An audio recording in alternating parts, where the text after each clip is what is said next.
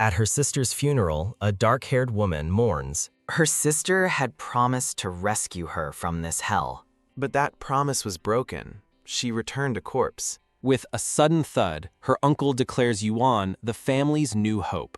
He pressures her to accept the burden for the family's sake. Lost in despair, she wishes she had died with her sister. From the shadows, her uncle and a red-haired woman watch, predicting trouble. The uncle smirks, greeting the newly arrived Marquis Campani. An imposing man, the Count of Feli, makes his entrance. He sneers, recalling the rumors of their family's healing power. He declares the deceased a fake, accusing them of hiding the real healer. The Count threatens him with the first prince's wrath, demanding the real one. Panicked, the uncle refuses to give up the child, but the Count dares him to defy the prince. The Count scants, mocking his foolishness and lack of shame. The uncle seethes, his plan to exploit the girl's power now ruined. Their attention turns to Yuan, still grieving by the coffin. With a sharp grab, he screams their family will be ruined without his brother's last bloodline. Suddenly, he cries out, "Arg!" A heavy cane strikes him down. The Count addresses her as Lady Yuan of Feli, ignoring her uncle's desperate protests. He makes an unexpected offer: become the next crown princess. A handsome blonde man with violet eyes smirks with confidence. The prospect of power awakens a new ambition within her. In the very room her sister died, she now tends to her husband. She suspects he may have killed her sister, yet she's come to heal him. Taking charge, she tells him to remove his clothes. He questions her audacity, asking if she understands what she's doing. Blushing but firm, she insists, just take them off. He mocks her trembling fear as a countdown begins. She closes her eyes and leans in, resolving herself to the moment. With a soft sigh, she initiates a kiss. His violet eyes open, revealing a flash of surprise. She pulls back, her hands resting gently on his chest. He swiftly takes control, dipping her back with a powerful move. As he holds her, she tells herself this humiliation is nothing. He lays her down upon the bed.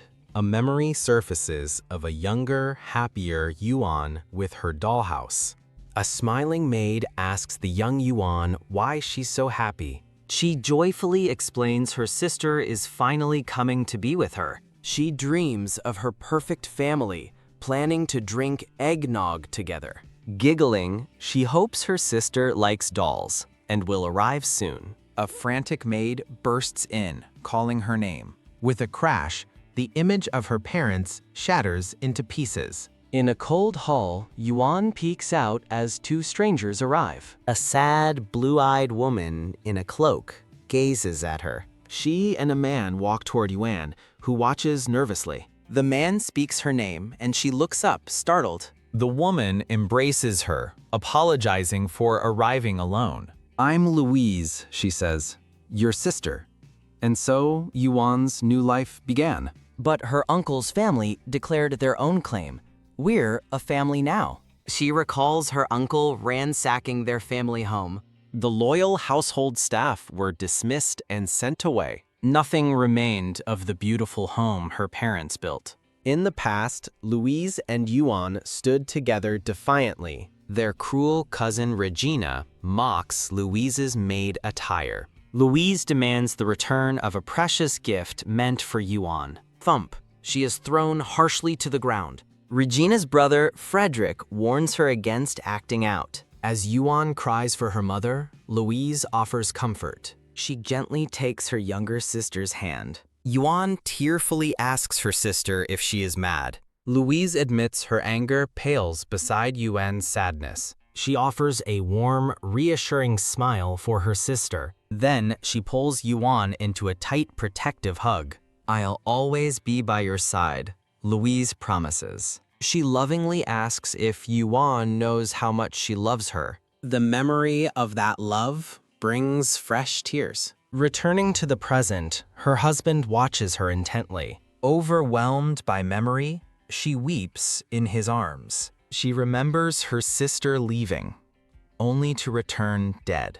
But through it all, she never resented her. Now she vows to endure this misery to find answers. She will uncover the truth behind her sister's death. As she cries, she tells her sister not to worry. A wave of blue light surrounds their embrace. As he lies upon her, her healing power flows. He mocks her endurance, asking if she wants more. Desperate, she begs him to let her finish. He seizes her, turning the tables with a swift move. She finds herself sitting astride him on the bed. She takes out a small vial containing a glowing light. "Eat this," she insists, but he scoffs at the poison. She promises he'll feel better after taking it.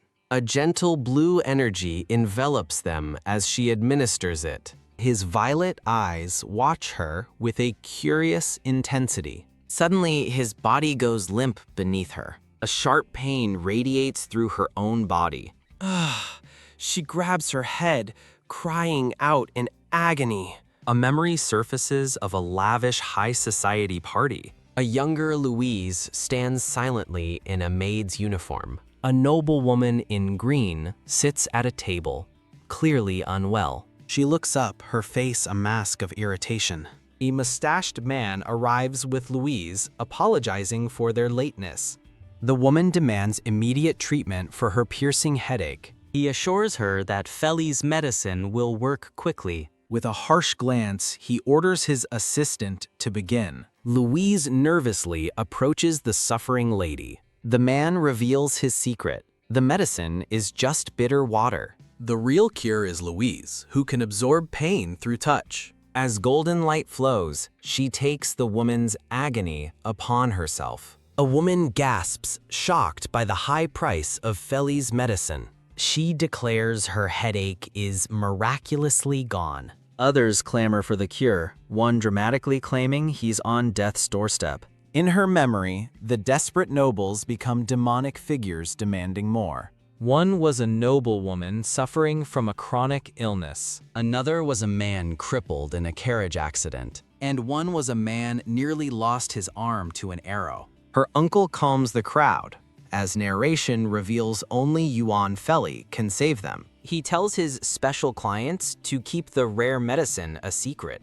Leaning toward the exhausted Louise, he asks if she understands her role. He commands her to fulfill her duty as the narration names Yuan Feli the true savior. Returning to the present, she kneels on the floor, thinking her blood proves her readiness. She recalls her husband, the monstrous and scarred fallen prince, Claude Euphrates.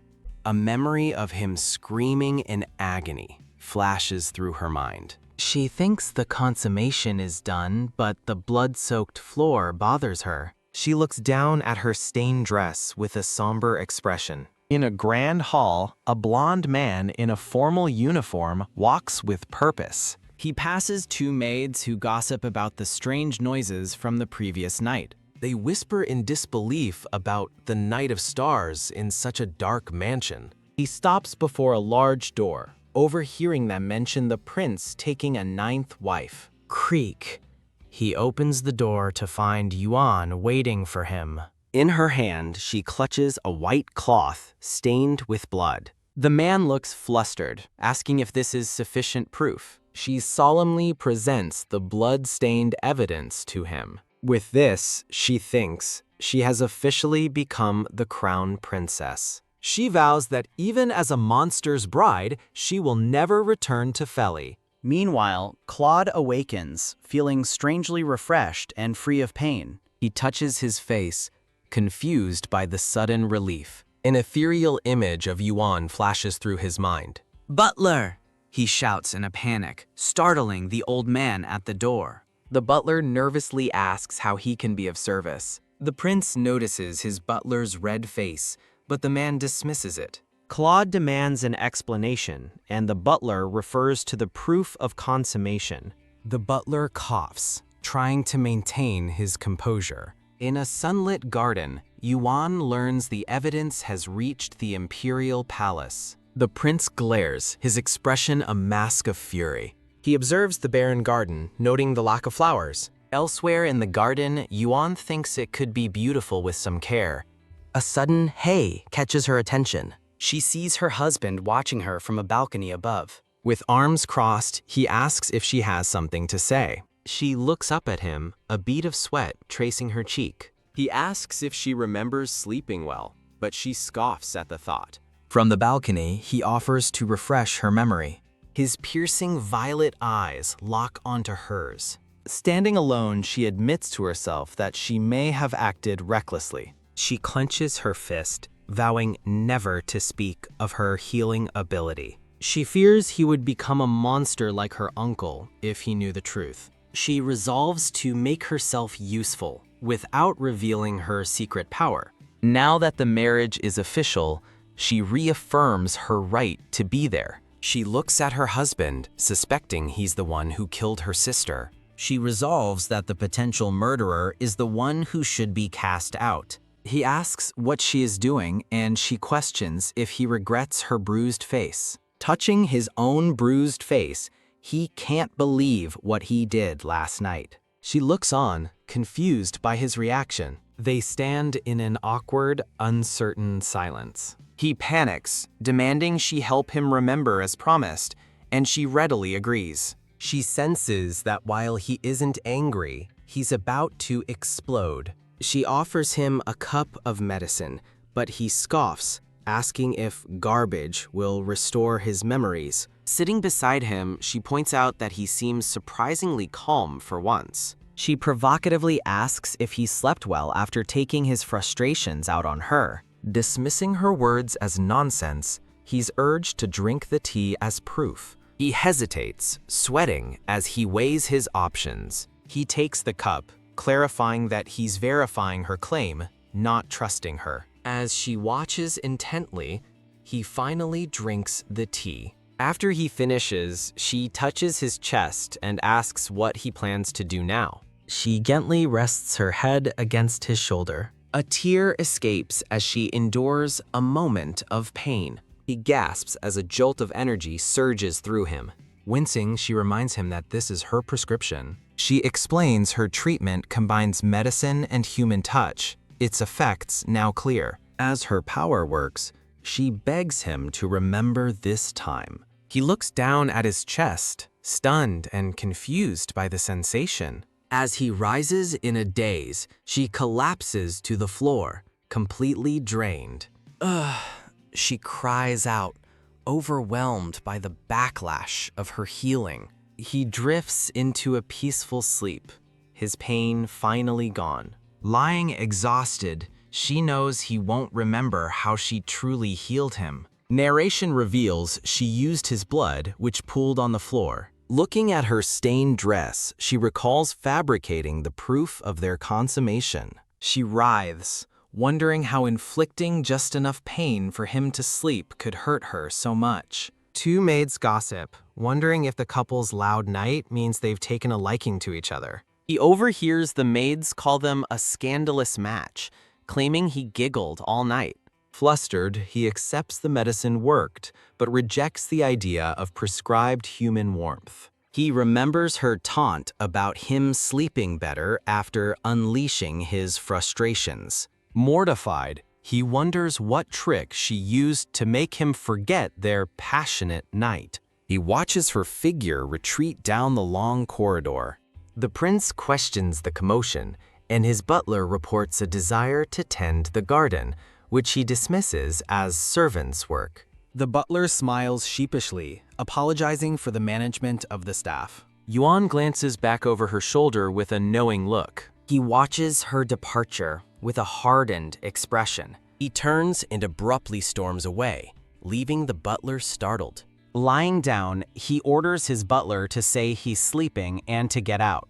The nervous butler walks off, wondering who was just dismissed. The scene shifts to the Grand Forelli estate, which appears unchanged since Yuan's departure. The halls remained filled with lavish and beautiful furniture. An army of maids kept the estate looking impeccably clean. But internally, things were shattered, as a desperate nobleman complains his father will only take Feli medicine. The nobleman points at the count, mocking his healthy looks and questioning his sickness. Angry nobles bombard the count, furious that their medicine supply has been cut off despite their massive investments. The count nervously tries to placate the mob, insisting he's already pushed himself too hard.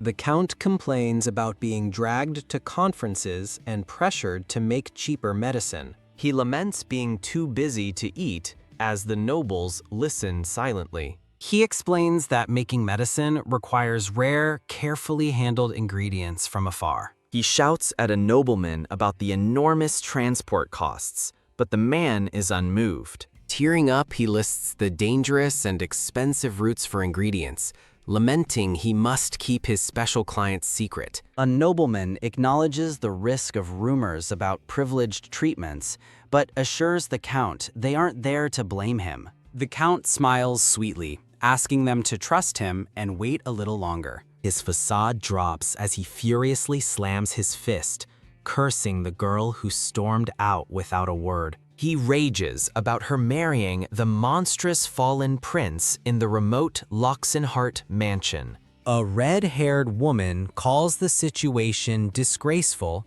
vowing to make her pay upon her return. Her blonde-haired companion looks on with a bored expression. He points out the marriage could be a lucky connection to the imperial court, asking a woman named Regina for her thoughts. An unseen person wonders about the power that girl, Yuan, truly holds. The count panics, realizing he's only fending off visitors with excuses and fears she may never return. He dreads the uproar from powerful families awaiting their special appointments. He consoles himself that at least he won't have to provide a dowry or land. One red-haired woman tells another to simply pretend Yuan, who never debuted, doesn't exist. A man wishes Yuan had married Count Trelawney's son, infuriating the two women who just heard the news. As another man speculates on the romance, the blonde son yells for everyone to shut up. The count erupts in anger, shouting that they can't marry off his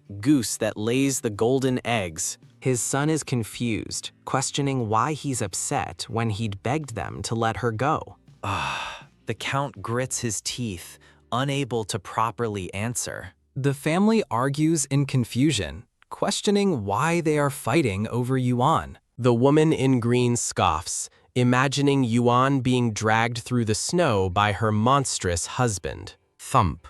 The overwhelmed count collapses onto his bed. His wife warns him that lying around won't help as inquiries about Feli pour in, but he just clutches his head in pain. Regina glares with intense frustration. She sits down beside her ailing father. Leaning in, she boasts she's far more capable and has better handwriting than that weakling. She calls out to her father, who remains unresponsive. As she shouts for him, her mother grabs her, telling her to be quiet. Regina argues with her mother, demanding to be the assistant researcher now that Yuan is gone. She declares she should be the one helping her father, claiming Yuan only got noticed because she was always with him. Her father weakly tells Regina to get out. She calls out to him in disbelief as he repeats his command. Seething with rage, Regina glares at her father. She vows that with Yuan the Crow gone, everything is now hers. A maid cautiously approaches her, calling her "my lady." The maid explains she brought an important-looking letter that arrived from Count Trelawney. Regina snatches the letter and curtly dismisses the maid.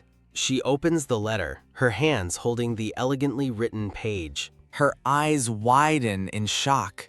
It's a marriage proposal for Yuan. She realizes how close she came to losing everything, knowing her parents would have jumped at the offered land. A vision of the elegant, black-haired Yuan appears. Consumed by jealousy, Regina questions why it was Yuan and not her. She resolves to steal the opportunity for herself and prepares to write a reply. She plans to rewrite the letter, making it sound like the proposal was always meant for her. She fantasizes about a grand future with Dracoff Trelawney by her side. A sinister smile spreads across her face as her plan solidifies. She believes this will finally earn her father's acknowledgement and secure all the glory for herself. A voice calls out for Claude as a blonde-haired man lies covered in bed. Whoosh! A brown-haired man yanks off the covers, telling the blonde man he knew he was coming.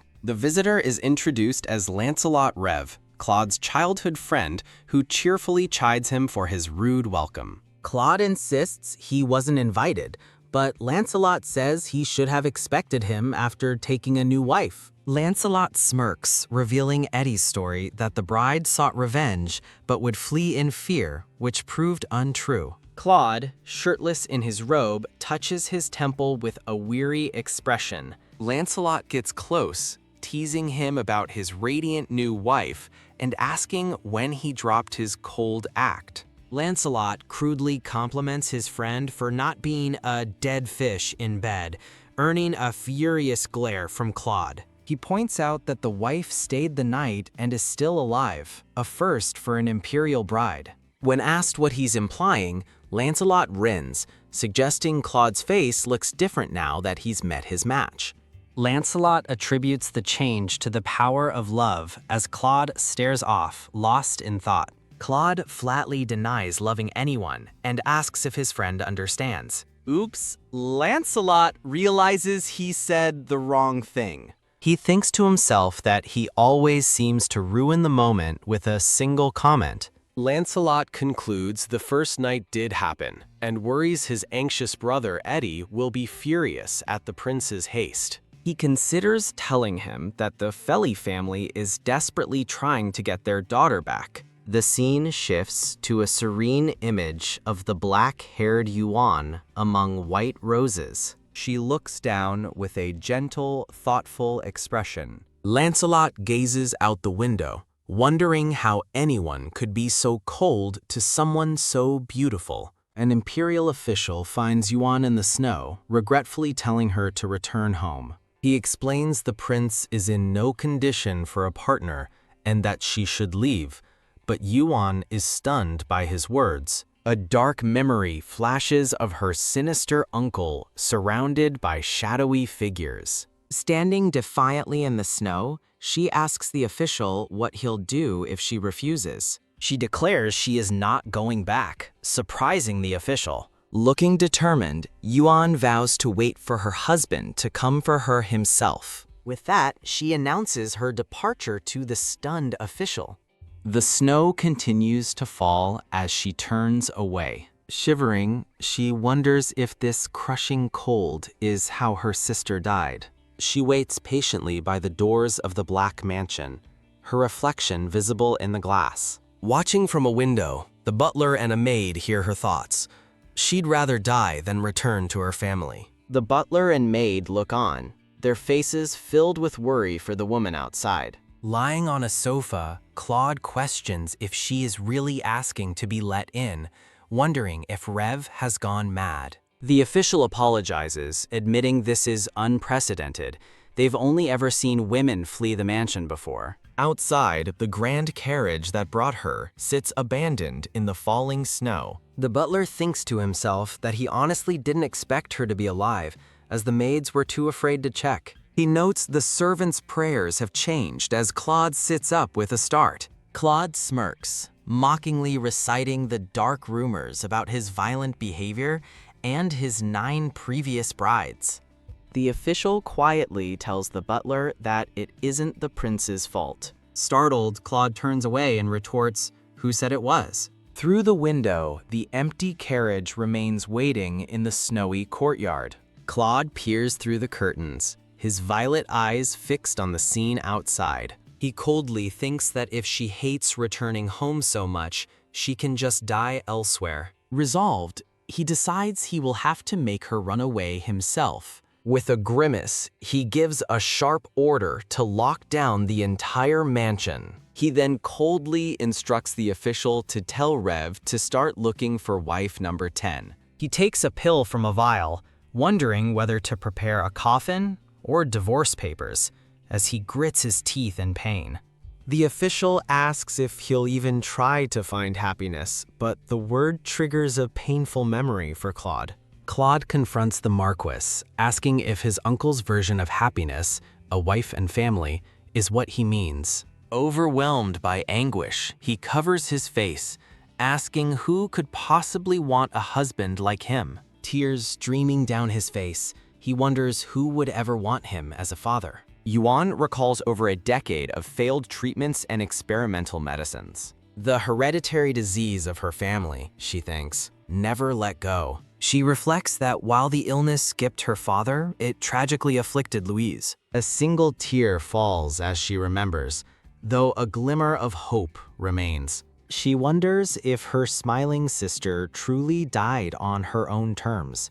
Huddled in her dark cloak, she feels utterly alone with her grief. She silently questions the nature of her sister's final moments with her husband. The back of a blonde-haired man is seen as he faces her reflection. His scarred face and intense purple eyes stare forward as snow falls around him. Yuan breathes into the cold air, her expression resolved. Eek, a memory shows people screaming in terror, calling someone a monster. The man's scarred face is shown in a close-up, his purple eye piercing. Inside a carriage, he suddenly moves toward her. They are face to face, locked in a tense, silent gaze. She looks up at his imposing figure standing over her. His purple eye narrows with an unreadable intensity. Held by him, she pleads not to be abandoned, while inwardly demanding, "Did you kill Louise?" Overwhelmed by distress, she closes her eyes. She collapses against him in the carriage, seemingly unconscious. Her head rests against his chest as the moment settles. Crackle. The scene shifts to a warm, roaring fireplace. Yuan awakens, finding herself tucked into a comfortable bed. Feeling feverish, she notices a maid entering the room with firewood. The cheerful maid asks if she was feeling unwell the previous night. Yuan gently scolds the maid, Hana, for using scarce firewood to make the room too warm. Hana explains she's using her own firewood, prompting Yuan to worry about the staff being cold. Laughing it off, Hina says everyone agreed, leaving Yuan touched by their kindness. Hana secretly hopes their kind new mistress might bring a child into the quiet mansion. As Hena insists it's nothing, Yuan's conscience aches, but she expresses her gratitude. She internally admits that while she was prepared, she is deceiving these kind people. A haunting image of Clade appears as she recalls rumors of women dying or fleeing the Black Mansion. Hannah wonders aloud if His Highness will skip dinner with Yuan yet again. Annoyed that Yuan is in a guest room, Hena asks if they plan to spend the night apart, but Yuan dismisses it as kindness. Yuan's thoughts turn to her late sister, wanting to ask about Louise. She hesitantly begins to ask Hina about her predecessor. Hina's cheerful demeanor falters as she awkwardly tries to find an answer. Snapping out of it, Hina makes an excuse about fetching more firewood and quickly rushes out of the room. Yuan is left looking unsettled by the maid's strange and sudden departure. Shortly after, the scene shifts to the imposing, dark gates of the mansion. Walking the halls, Yuan realizes her search has yielded no trace of Louise or any previous wives. A memory of her smiling sister urges her to simply do what she can. She recalls a tender memory of them embracing in a field of flowers. Grounded by the memory, Yuan agrees with her sister's sentiment, her expression firming. She resolves to stay calm and become the person this mansion truly needs. The gray-haired butler sighs, impressed, admitting he has nothing left to assist her with. He expresses his surprise at her exceptional skill in account management. Yuan thinks back to being forced to manage the ledger for 10 years, simply saying she got better with age. The butler notes her efforts were immediately obvious, given how impeccably the books were kept. Moved, he tells her she must have worked hard, then awkwardly clears his throat and dismisses his praise. Yuan smiles warmly and informs the butler there is another place she would like to see. a green-haired man with glasses greets a maid named Hana, who asks what brings him to the greenhouse. Yuan explains to the butler that she came to check the medicinal herbs for frostbite cases. With a smile, Yuan introduces the green-haired man as the useless court physician, stunning him. The physician awkwardly explains he's stuck doing odd jobs because the prince won't let him near. Yuan asks the physician if he's from the Farrier family. The physician is utterly shocked to learn she is from that Farrier family. He freezes, trying to process the stunning revelation. Hina asks the starstruck physician what the fuss is about and questions what Feli is. The physician recoils in disbelief, shouting at Hina for not knowing of Feli. He passionately explains that Feli is the most prestigious medical family in the nation, whose books are essential and through whom all matters of life and death pass. He scolds Hina for her ignorance, but she retorts, asking why a maid would ever be examined by a physician. Ahem. The butler clears his throat to interrupt their squabble as Yuan watches with an awkward smile. Yuan notices a cut on Henna's hand, asking if she was hurt while preparing herbs, but Henna dismisses it. Professor Hille shows his own calloused hands, claiming they're rough from trimming the elm trees. A medical case is opened, revealing numerous vials of colorful potions and medicines. Yuan sits with Hina, kindly applying medicine to the cut on her finger. As Yuan holds her hand, a warm magical light envelops them. Hina happily waves her hand, exclaiming that it already feels much better. Professor Hille is amazed by her technique, declaring he's learned a valuable lesson. Yuan offers a gentle, blushing smile in response to the praise. She clutches her hands in her lap, thinking to herself that it's not that her own hands don't hurt. In a moment of quiet reflection, she sits serenely amidst a golden glow. The gray-haired butler observes her with a kind, knowing smile. He informs Yuan that her belongings will be moved and she should go rest in her new room.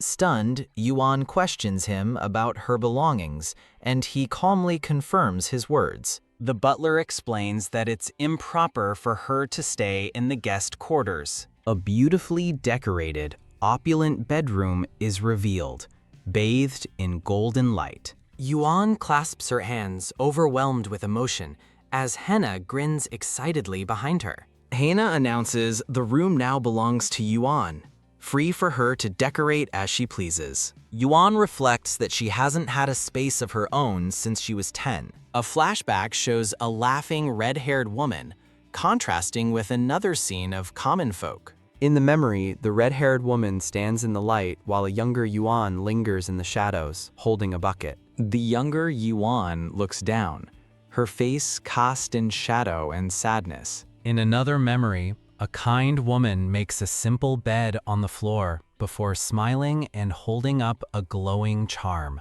The woman comforts a young girl named Louise, asking her what kind of room she would want someday. Back in the present, Yuan declares she wants a room with her own lab.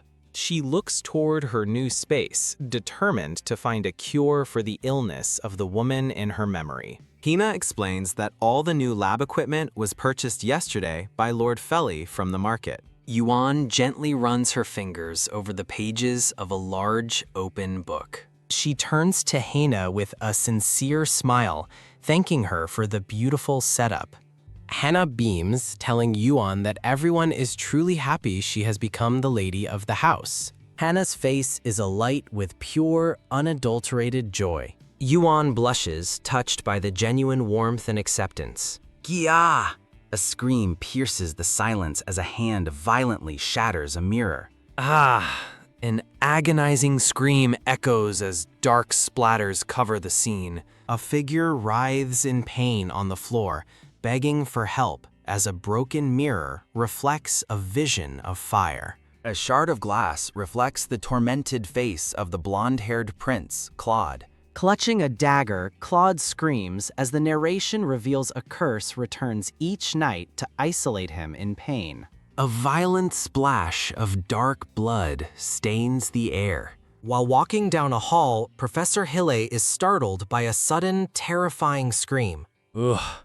Professor Hille hears agonizing screams echoing down the dark hall. He reels back in shock, calling out for His Highness. As Claude writhes in pain, Hill pounds on the door, announcing he is the royal physician sent by imperial order. He begs for permission to enter and provide a proper diagnosis. The door slowly creaks open as he watches with bated breath. He calls out to the prince again, but his expression twists into one of sheer terror. Arg! Another blood-curdling scream erupts from within the darkened room. Surrounded by bloodstains, Claude scoffs that the imperial family never sends anyone trustworthy. He flashes back to a memory of a smirking, brown-haired man. He then recalls Yuan's kiss, admitting he felt something entirely new. Returning to the present, he walks toward the door, wondering if she's still in the garden.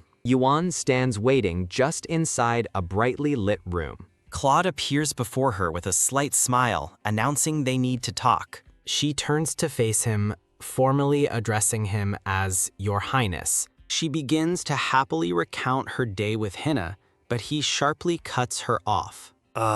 Claude grips his head, overwhelmed by a sudden wave of pain. Seeing his distress, Yuan offers to come to his side. She gathers her skirts and quickly rushes toward him. He shields his eyes from the light, murmuring about the shadow veil. With her hair flying behind her, Yuan runs through the grand chamber. She stops abruptly, questioning her own impulsive decision to run to him. A dark vision fills her mind, a demonic version of him holding a dead Louise. Overcome with doubt, she thinks it might be too late to reconsider her choices.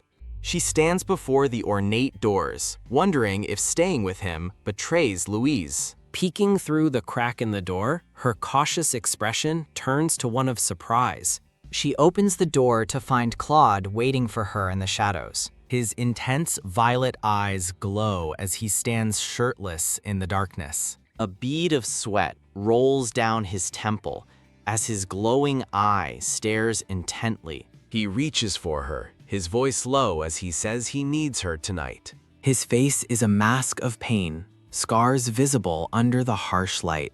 Stunned, Yuan can only stammer as his words, "I need you," echo in her mind. Claude winces, thinking to himself that his words are a lie. Yuan asks if this means he is finally acknowledging her as his wife. From the shadows, he reminds her that she begged to stay. He points out that her family is desperate to get her back, and she has nowhere to go. With a cruel smirk, he asks if she plans to use his pain to stay, leaving her speechless. They stand together in silence, their long shadows stretching out behind them. He watches her with a cold, calculating gaze. He remarks offhandedly that she has a pretty useful skill. Yuan looks up at him, her expression unreadable. He muses that her skill will save him from lines of shrieking new brides. Yuan concludes that it seems they both need something from one another. He orders her to know her place and live quietly like a dead mouse.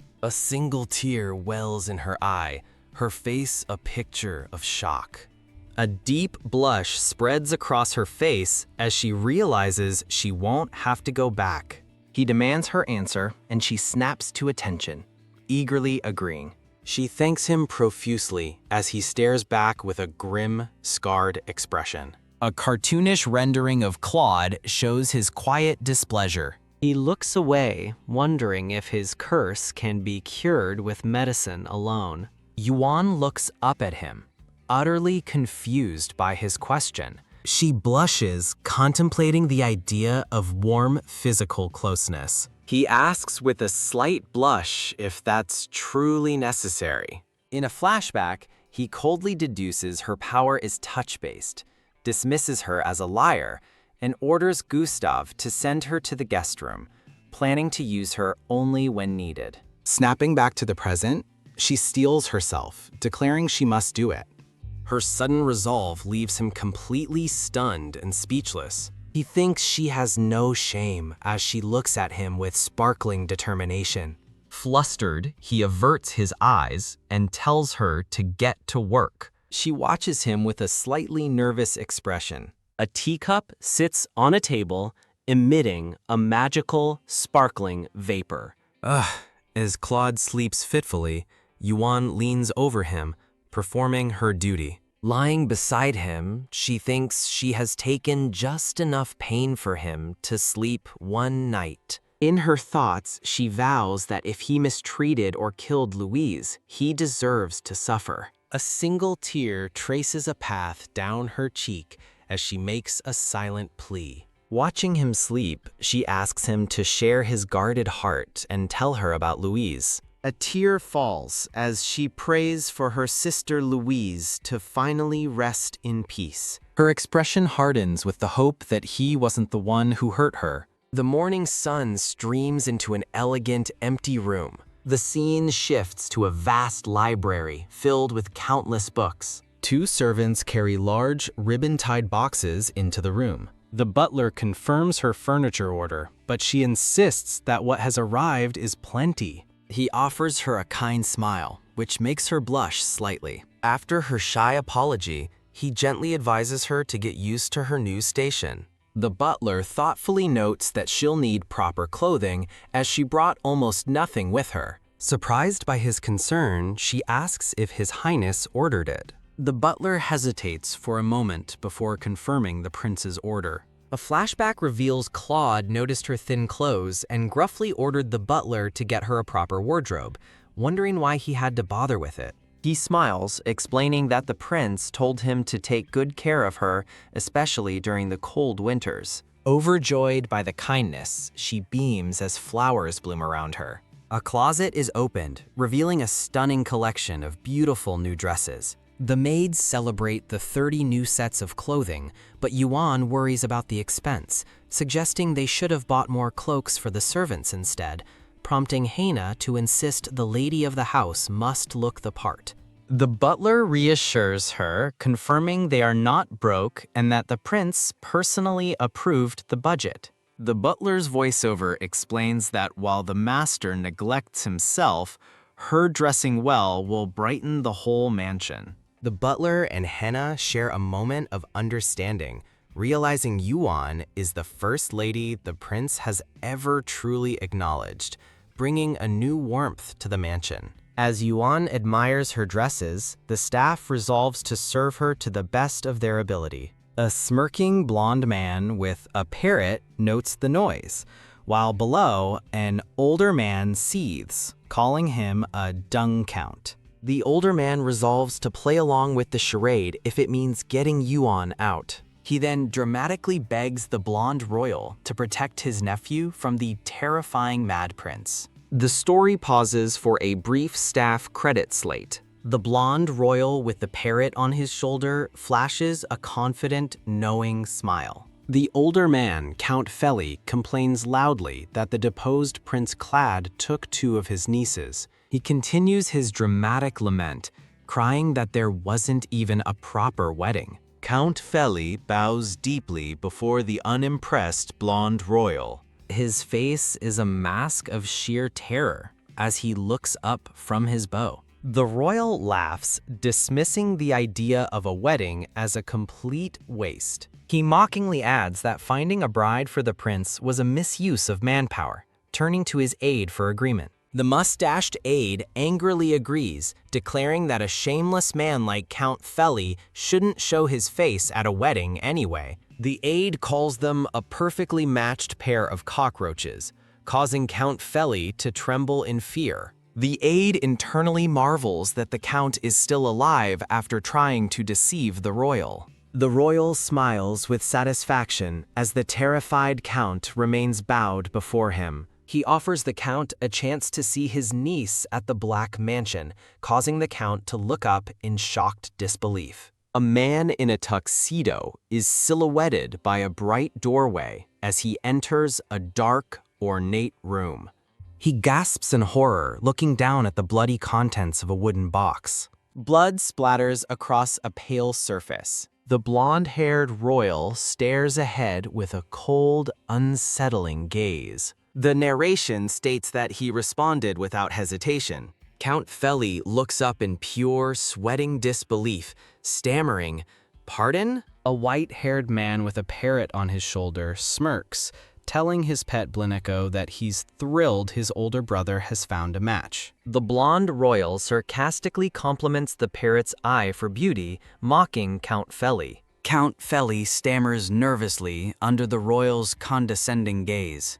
The count panics internally, shocked that the deposed prince found a match and has first-night proof. As the royal and his entourage depart, he taunts the treacherous Count Crap, promising entertainment soon, while the count protests his innocence. The count desperately reminds the royal that he offered 2 nieces, not just one, as the royal asks his parrot if they should let Count Crap join in. With a sly grin, the royal muses that this will be a good way to test if the count is still a useful vassal. The mustached aide voices his agreement with the plan as Count Feli looks on in despair. Count Feli stands frozen as he is surrounded by the sinister, smiling silhouettes of other nobles. He trembles with rage, internally screaming, "What the hell did I just hear?" The scene shifts to a peaceful evening.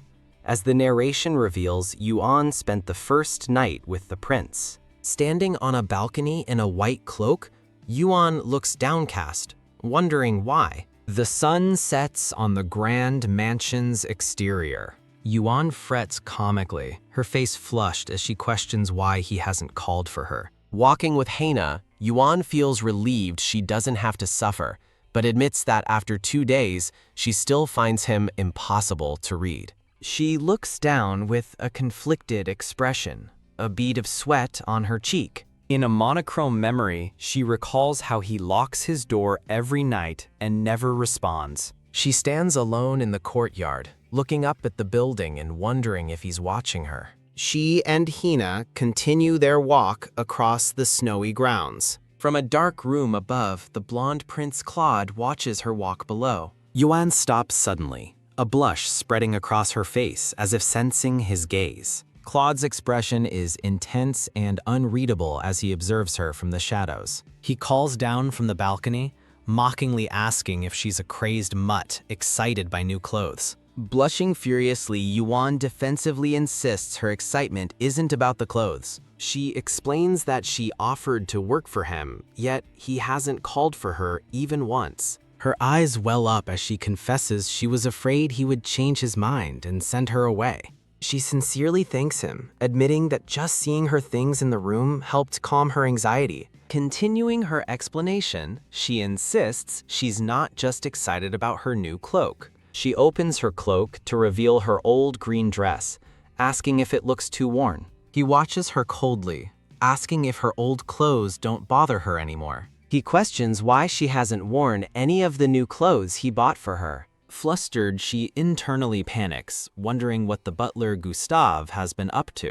With newfound resolve, she looks up at him and asks if she can come over to him. Claude remains silent, his face turned away in profile. The moment passes as she turns and walks away from the balcony. He stands alone inside, arms crossed, his expression thoughtful and conflicted. He scoffs to himself, questioning who ever said he wanted to see her. He turns his back and looks into his dark, elegant room. With a sigh, he closes his eyes in weary frustration. A stunning lavender gown is partially visible as someone approaches a doorway. Yuan makes a grand entrance, radiating confidence and beauty in her new dress. Claude is momentarily stunned by her appearance, a faint, surprised smile gracing his lips. His expression quickly hardens as he coldly demands to know who said she could come in. Startled and hurt by his harsh words, she nervously clutches the fabric of her dress. Overwhelmed with gratitude for her beautiful new dress, she quietly says, "Thank you." Claude approaches, his robe open, and asks with concern if she is feeling unwell. She confronts him, asking why he never came for her, and he turns away, simply asking why. He coldly suggests she's upset about not having any chores, but she denies it. She correctly deduces that he's in pain and promises to visit him every evening at sunset. From behind, he listens as she specifies that she'll come every day around the same time. She adds that if sunset is too early, she can always come by a little later. As she turns to leave, she stops to pour him a cup of tea. A click sounds as Claude looks on with a slight blush, intrigued by her offer. She offers him the warm teacup, making a formal request to His Highness. With a determined look, she asks him not to lock his door anymore. He stares at her, his purple eyes intense,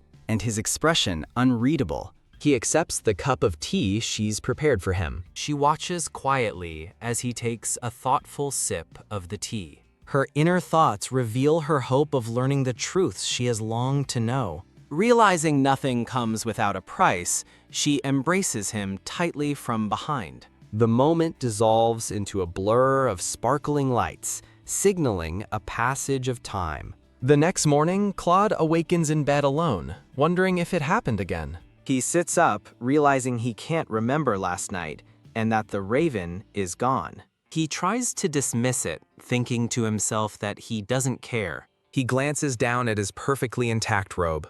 He notices the sheets beside him are rumpled as if someone had a restless night. Confused, he realizes the knots on his robe haven't even been undone. Bang! The doors burst open as a voice shouts, "Clade!" A brown-haired man with glasses and a younger man storm in, demanding to know if he's going to laze in bed all day. The man with glasses angrily reminds Clade that he hasn't answered any of his letters. He chides Clade for sleeping peacefully during a crisis, sarcastically noting the prince's lack of urgency. The man presses closer, demanding to know if Clade is aware of the situation at court and calling his inaction negligence. As the younger man watches nervously, Clade looks back with a blank, confused expression. Still sitting on his bed, Clade simply asks what is going on. The man with glasses lets out a frustrated sigh, clutching his cravat. He tosses a glowing, ornate envelope onto the bed for Clade to see. "See for yourself," he says, revealing the golden letters sealed with a purple wolf crest. Clade picks up the ominous letter, his expression turning serious. The younger man warns him that the letter is a threat as Clade sits heavily on the bed. The letter is a summons from the very uncle who turned Clade into a monster. The memory flashes to a bloody battlefield littered with fallen swords. It's an invitation to a marriage celebration for a nephew he hasn't seen in a decade. Clade's face darkens with rage as he stands and demands to know where his wife is. The man with glasses scoffs, but Clade cuts him off, ordering Yuan be sent to his room immediately. He turns away, gripped by the fear that she could be hurt by his enemies. A carriage travels through a snowy forest as a voice wonders if her ladyship is staying for good. Yuan smiles warmly in her new winter cloak while Hina beams with excitement beside her. Henna gushes that she now believes there's someone for everyone, while Yuan blushes, thinking they are, for all intents and purposes, a couple. She and Hina enjoy their ride through the beautiful snow-covered landscape. Yuan recalls how she once felt she was approaching an unknown beast in this same forest. But now she sees him as a wounded, defensive wildcat, rigid, rude, and sharp-edged. The memory of Claude's handsome, blushing face comes to her mind. She smiles softly, sensing that he's trying to imagine the moments he can't remember. Suddenly, a horse's neigh startles a maid who announces the arrival of the young Marquis and Lord Lancelot. Yuan is helped from the carriage by a man in a top hat. Thump. She enters the grand mansion, where the staff bows in unison. She internally observes that the house seems unusually busy. The young, brown-haired Lord Lancelot looks over at her with a blush. He and the man with glasses greet her, the latter looking surprised to see her. Lancelot shouts, "Brother!" in shock, looking past the man with glasses toward an unseen figure. Flustered, Lancelot makes an excuse about an urgent matter and promises to send a proper letter later. The man with glasses advises her to see Clade, causing Yuan to worry that he's ill again. Lancelot stands speechless as the man with glasses glares angrily behind him. Recovering quickly, Lancelot flashes a bright, charming smile. The older man with glasses approaches Yuan to speak with her. He presents a sealed letter, ominously noting its sender. Yuan's expression turns grave upon hearing the news. The letter is addressed to my ungrateful niece, Yuan Feli. The image of her furious uncle appears, berating her for abandoning her family. Rip, her uncle's hateful words threaten to drag her out of the mansion. She burns the letter, vowing that their conversation isn't over. Tap, tap, tap. Standing by the window, Clade asks who is there, and she announces herself. He permits her entry, and she peeks cautiously into his room. He turns to her with a stern expression, demanding to know where she was. Seen through the window, she explains that she heard about a nearby chapel. In a memory, she makes a request to a bandaged man before they depart. She asks to take her sister with them, as shadowy nobles look on. She explains her wish to lay Louise to rest herself, as the mustached aide apologizes and calls her Your Highness. He informs her they must burn the body if they can't bury it there, leaving her horrified. She demands an explanation for burning the body, and he coldly states its imperial protocol. Collapsing in despair, she calls the protocol insane. She looks on with a shattered, pleading expression. A memory shows mourners gathered around a casket adorned with blue flowers. A happier memory shows Yuan and Louise planning to tend the gardens together for spring. The image of Louise's peaceful, deceased face fills the screen, lying among dark roses. Louise's hopeful words from the past echo in the darkness. In the present, Yuan weeps with unbearable grief. She tearfully insists they handle her sister's body here, refusing to let others take it. Her inner thoughts reveal her silent compliance was contingent on this one request. Faceless ballbearers carry away her sister's coffin. She watches from behind as they approach a stone church. Returning to the present, she tells Clade she went out for prayer. He angrily grabs her arm, asking who gave her permission. His eyes flash with fury as he forbids her from wandering without his consent. He releases her arm and dismisses her curtly. The sound of her departure echoes in the room. Standing outside his door, Yuan lets out a weary sigh. Her face is a mask of sadness and disappointment. The older butler finds her, advising her not to take the prince's words personally. He looks at her with concern, asking if something happened. Her eyes widen in shock as he reveals the emperor will arrive in 3 days.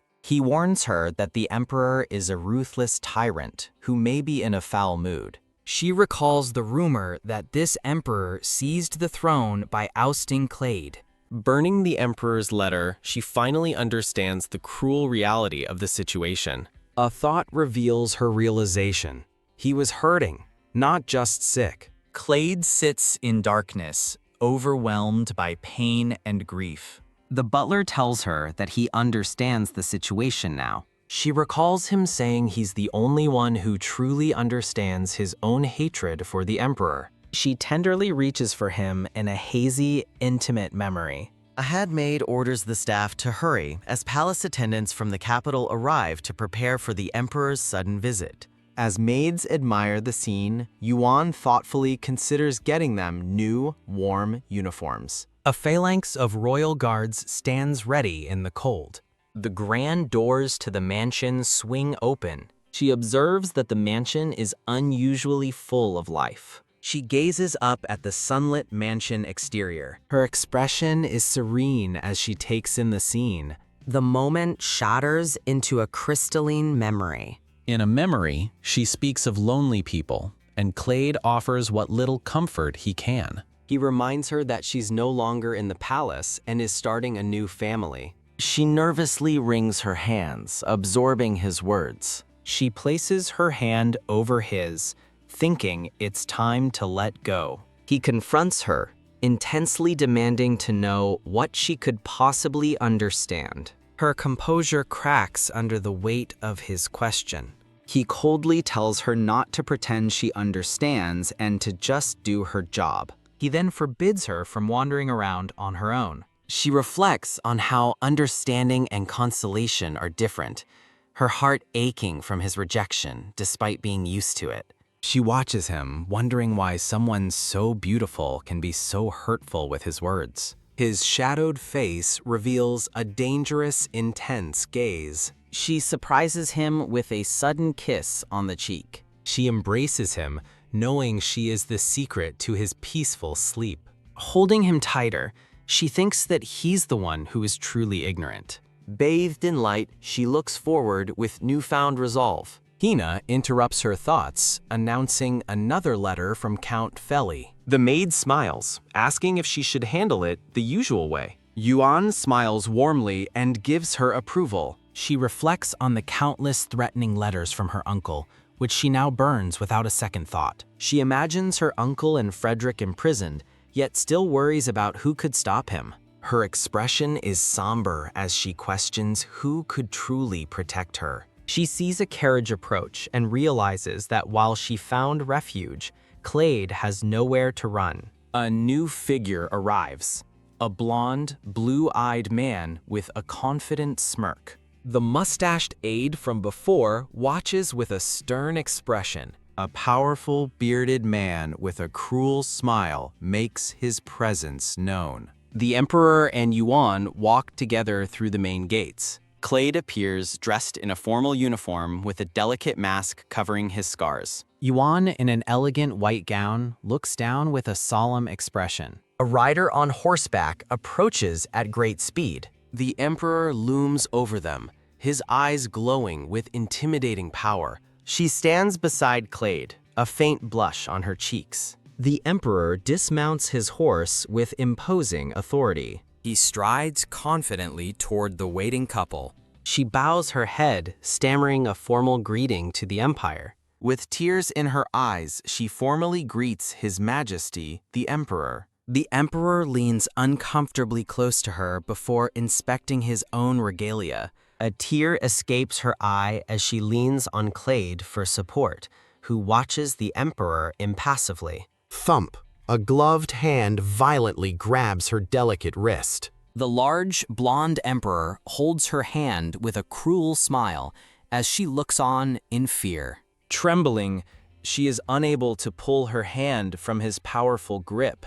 She realizes with horror that Emperor Igor Euphrates is more than just a tyrant. He brings her hand to his lips with an unnerving gentleness. The sound of rustling silk fills the tense silence. He presses her hand against his mouth, and she recoils in disgust. His eyes gleam with madness as she thinks he's a complete mad dog. An advertisement for translators, proofreaders, and editors is displayed. Alone in a grand hall, Yuan stands quietly by a window bathed in sunlight. A memory of a hand reaching out over dark, swirling water surfaces. A sudden voice calls out, "Hey," as Clade appears before her. He looks down at her, his expression cold and unreadable. Startled, she stammers his title, nervously clutching the front of her gown. He turns and walks away, sternly forbidding her from wandering off without permission. Tears of sorrow and frustration well in her eyes as he leaves. The scene shifts to a lavish spread of cakes and fine desserts. In a crowded, opulent room, a voice wonders if this is where Yuan is now living. A red-haired woman named Lady Regina dismisses the mansion as gloomy, but her companion reminds her it's the former crown prince's residence. The companion flinches as Lady Regina turns her sharp gaze on her. Lady Regina scoffs, annoyed that she can't speak her mind on royal property. She daydreams about Lord Dracop Trelawney, plotting to create a scandal and become the belle of the season. She confidently asserts that no man would reject a Feli daughter, while her family complains about their poor seating arrangement. With her nervous companion in tow, She scans the party, searching for Dracop. They stand on a balcony, looking down at the guests mingling below. Yuan watches the party with a calm, composed expression. Lady Regina's eyes lock onto Yuan with a malicious grin, causing Yuan's composure to falter. The red-haired woman approaches, her concerned companion trailing behind. She greets Yuan with a condescending smile. Hiding behind her fan, she pointedly asks where the disgraced prince is. The young woman in yellow steps forward, nervously greeting Yuan as the former crown princess. Lady Regina laughs, finding the formal greeting ridiculous. She offers to introduce her companion, Lady Sophia, to Yuan Feli. She cruelly defines Yuan as the runaway cousin, then asks Sophia if she knows what her parents did for Yuan. Yuan grips the pendant on her dress, her knuckles white. Lady Sophia looks on in horror at the public humiliation. With quiet intensity, Yuan asks Lady Regina to step outside with her. The scene transitions to an empty balcony hallway. On the balcony, Lady Regina mocks Yuan's good life, accusing her of selling herself to a monster to afford nice clothes. She calls it a clever move, like stealing her father, but Yuan retorts that Regina's family were the thieves. Regina gasps in disbelief, exclaiming, "What?" Yuan coldly states that Regina's mother took her mother's bedroom and Regina took hers. Enraged, Regina calls her a parasite for daring to speak about her house that way. Yuan meets her fury with a cold, unwavering glare. She points out that if she were worthless, Regina's parents wouldn't be sending threats begging for her return. Yuan lands a final cutting remark, asking if Regina's father ever sought her out for work. A memory flashes of a younger Regina standing alone, overlooked and dejected. Another memory shows her screaming in rage as her father collapses. In the present, her face contorts with pure, unadulterated hatred. She lets out a single, bitter laugh. Ha! Lady Regina sneers that Yuan sold herself to her sister's potential murderer. She accuses Yuan of using her father and sister and now trying to take her sister's place. Yuan denies it, but Regina retorts she stole her sister's intended husband and home. Leaning in with a crazed smile, Regina asks if Yuan thinks she's blind to her scavenging nature. From across the hall, Yuan watches the party, her gaze fixed on Clade. Regina mocks their union, calling them two broken halves that make a perfect fit. She whispers that his looks are pointless, as everyone knows the filth hiding under the mask. Regina smugly declares they deserve each other, then gives Yuan a final, ominous warning. Whack! She violently grabs Yuan's arm, demanding she write back to her father. Regina threatens Yuan, claiming she stole something important and calling her a crow. As a shadowed figure falls in a memory, Regina calls her a damn bat. Flashing memories of her cruel family and dark waters leave Yuan shaken. A blond man with a bird on his shoulder observes from a distance. Standing beside Clade, Yuan feels the intense gaze of the blond man's blue eyes. The blond man with the bird comments to the Emperor that the two look perfect together. The scene transitions through a blur of bright yellow roses. A close-up highlights Yuan's elegant gown and strained composure. The Emperor smiles with cruel amusement. The blond man begins to reveal Yuan's family origins to the Emperor. With a sinister smile, he confirms to his father that she is from the house of Feli. The Emperor's mind races, wondering what secrets the Feli family holds. The faceless nobles of the party continue to mingle and judge. Standing alone amidst the crowd, Yuan feels herself begin to break. Her eyes fill with despair as she thinks she can't take it anymore.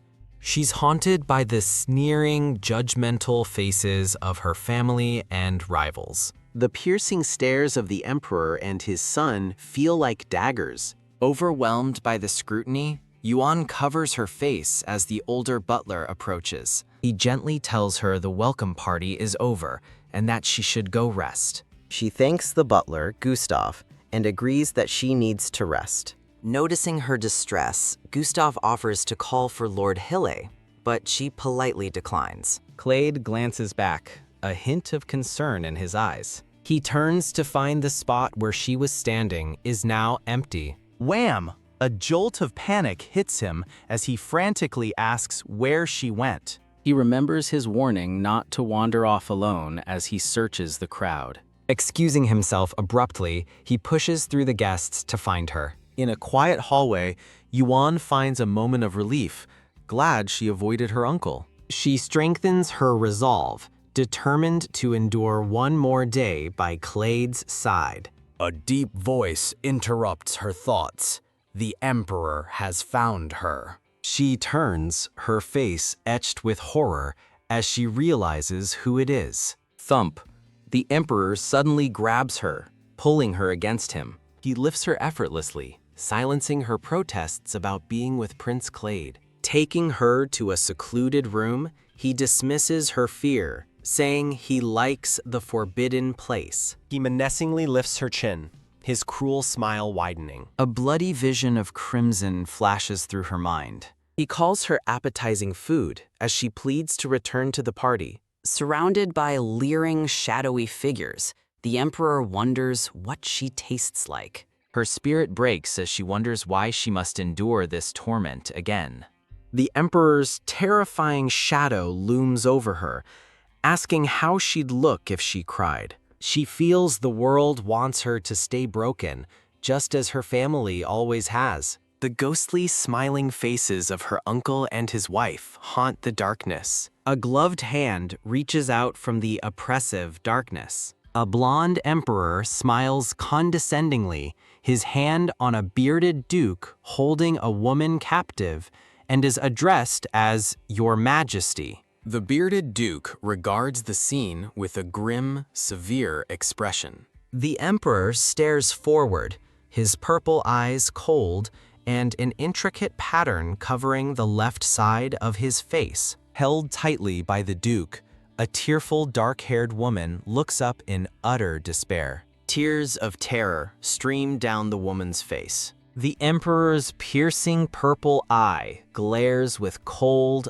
unfeeling intensity. Gripping the woman, the Duke taunts an unseen Clade, asking if he's come to save her. From behind Clade's shoulder, the duke continues his mockery, asking if he's here for his wife. The Emperor smirks, chiding Clade for letting a mere woman distract him from more enjoyable matters. Wah! The Duke's shadow transforms into a menacing beast as he asks what could be more fun than this. From the shadows, Clade replies with a confident smirk that there is something better. Clade steps into the light, revealing his face is horribly scarred and bruised. The Duke stares in awe at Clade's disfigured face, calling it a masterpiece. In a painful memory, shadowy figures mock a lone woman, calling her a clown as she thinks, no. She stands isolated at a party, surrounded by the jeering, faceless silhouettes of the court. The memory shifts to a grim procession, with figures walking down a path stained red like blood. A splash of red fills the screen as her mind screams, no. A bystander watches the confrontation, remarking on what an incredible scene it is. Clade stands with his back to the viewer, facing a dark doorway filled with mocking, disembodied smiles. The tension is palpable as he stands his ground, unmoving. Kneeling in despair, the dark-haired woman thinks that his pain shouldn't be mocked. Overwhelmed by sobbing, she makes a desperate, silent plea. Clade suddenly collapses, falling heavily to the floor. He lies motionless on the ground, his body limp. His purple eye snaps open, blazing with renewed resolve. He is suddenly beside the dark-haired woman, chiding her for being alone and asking why she's still there as she starts to heal him. In a panic, he grabs her, ordering her not to use her healing power by herself or without his permission. He cries out as a brilliant light erupts from her hands, engulfing his face. He pulls her into a fierce embrace as the blue healing energy envelops them both. In a snowy estate under a full moon, a red-haired woman reads a letter announcing the Count of Trelawney's late arrival. She blushes reading the letter, which laments how anxiously she must have been searching for the sender. As she imagines a brown-haired man asking her to meet in the garden, she thinks smugly that while Yuan Feli suffers, her own love life is beginning. Whoosh! She runs off excitedly to meet her supposed admirer. A man's voice stops her in her tracks, calling out for Lady Felis. She turns around, her face lit up with a brilliant and hopeful smile.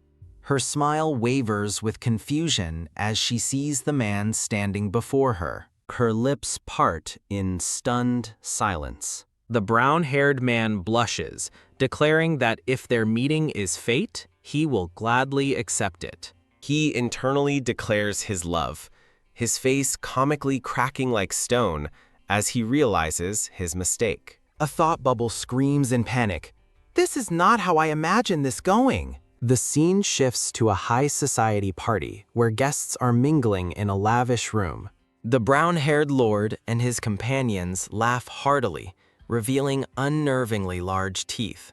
A red-haired woman named Regina looks on in disgust as her friend whispers that they are the Trelawneys, the horseheads. Her friend explains she overheard another lady mocking the Trelawney men, leaving Regina flabbergasted. Regina mutters the nickname horseheads to herself, clenching the fabric of her dress. The horrifying realization dawns on her. The person she sent a fake love letter to is from a famously unattractive family. Her friend notices the young lord staring at Regina and wonders if he's fallen for her. Regina explodes in frustration, shouting at her shocked friend, "How should I know?"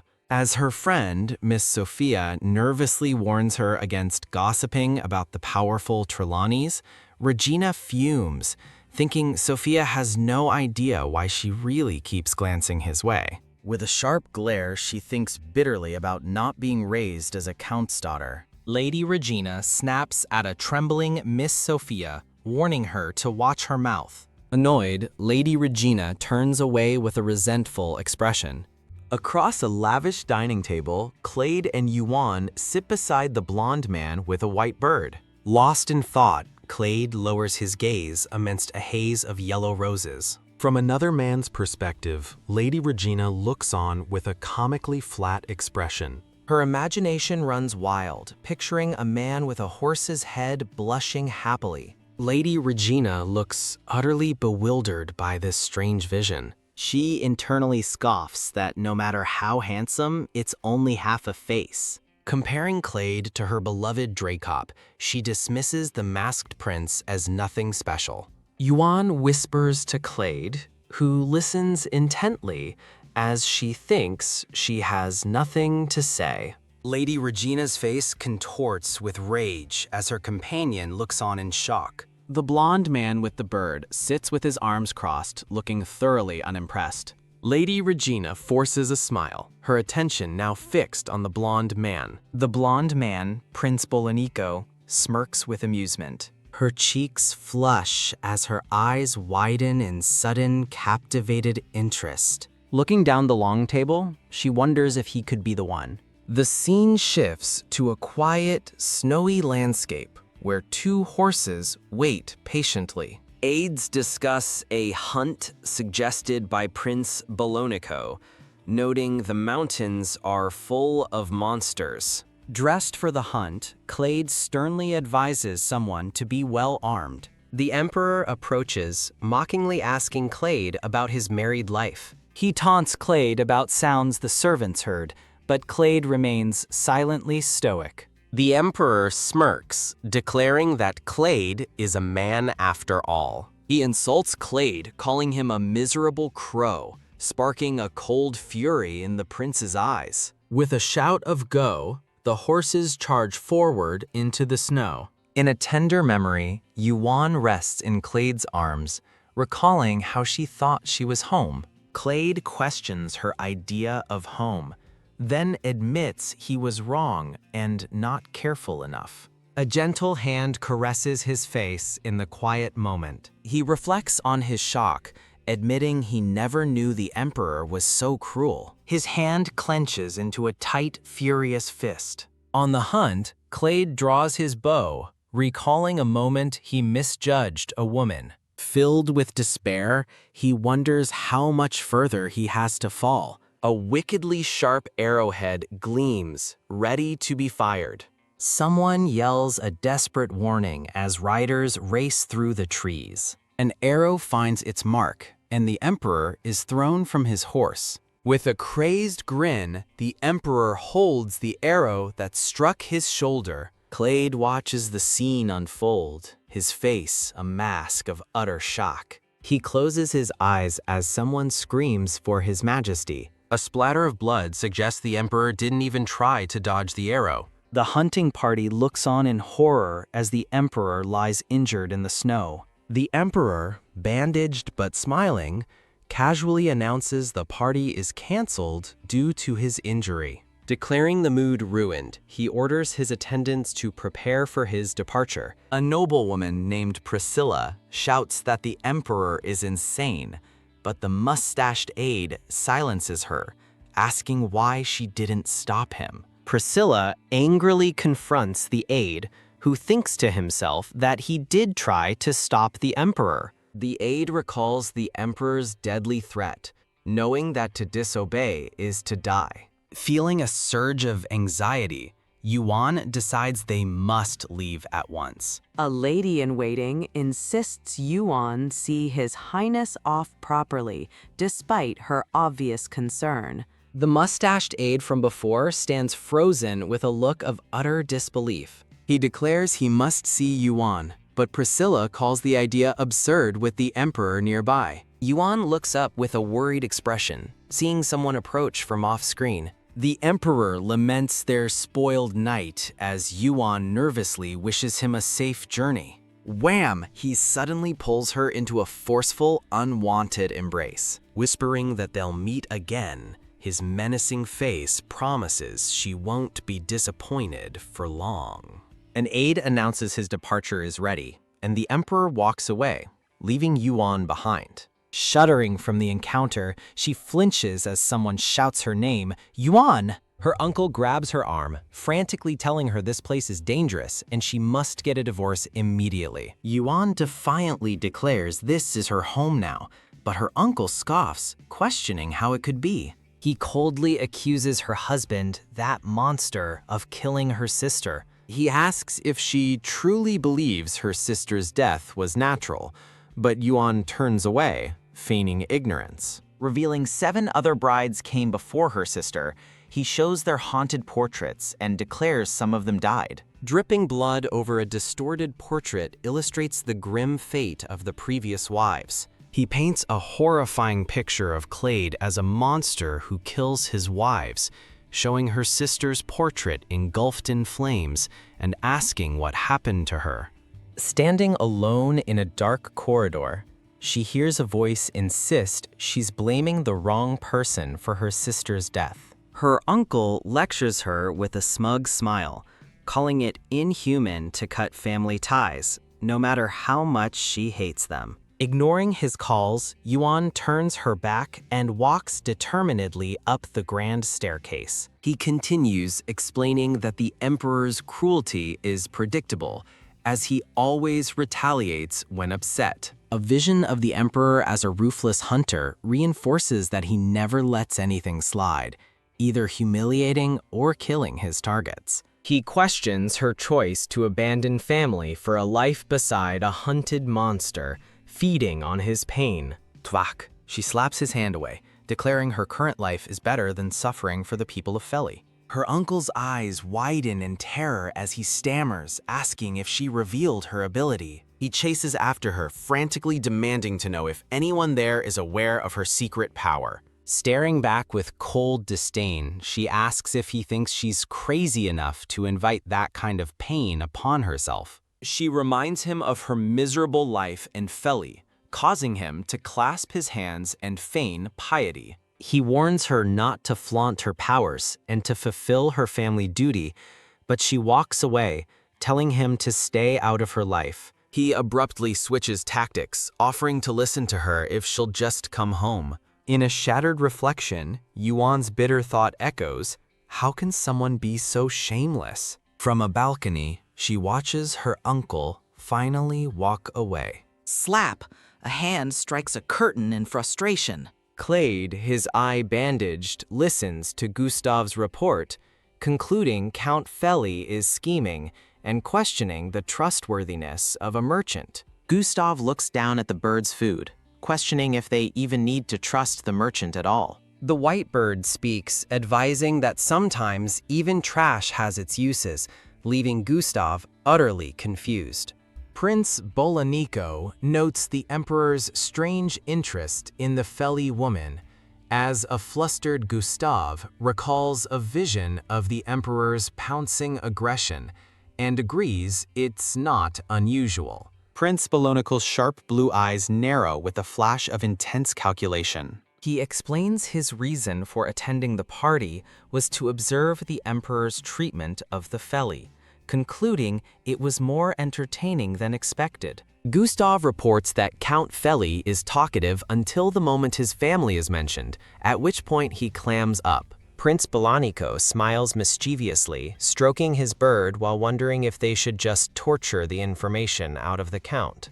Gustav suddenly recalls that the Feli family has another daughter. The aide fumes that Feli deceived the prince again, but Bolanico clarifies he means the daughter from the disgraceful branch, not the main one. Bolanico recalls the red-haired woman, a slow, predatory smile spreading across his face as he declares that he, Bolanico, likes her eyes. A promotional page for the series and studio is displayed. The screen shows recommendations for other series. Standing before her anxious maids, Yuan angrily screams for all of them to get out.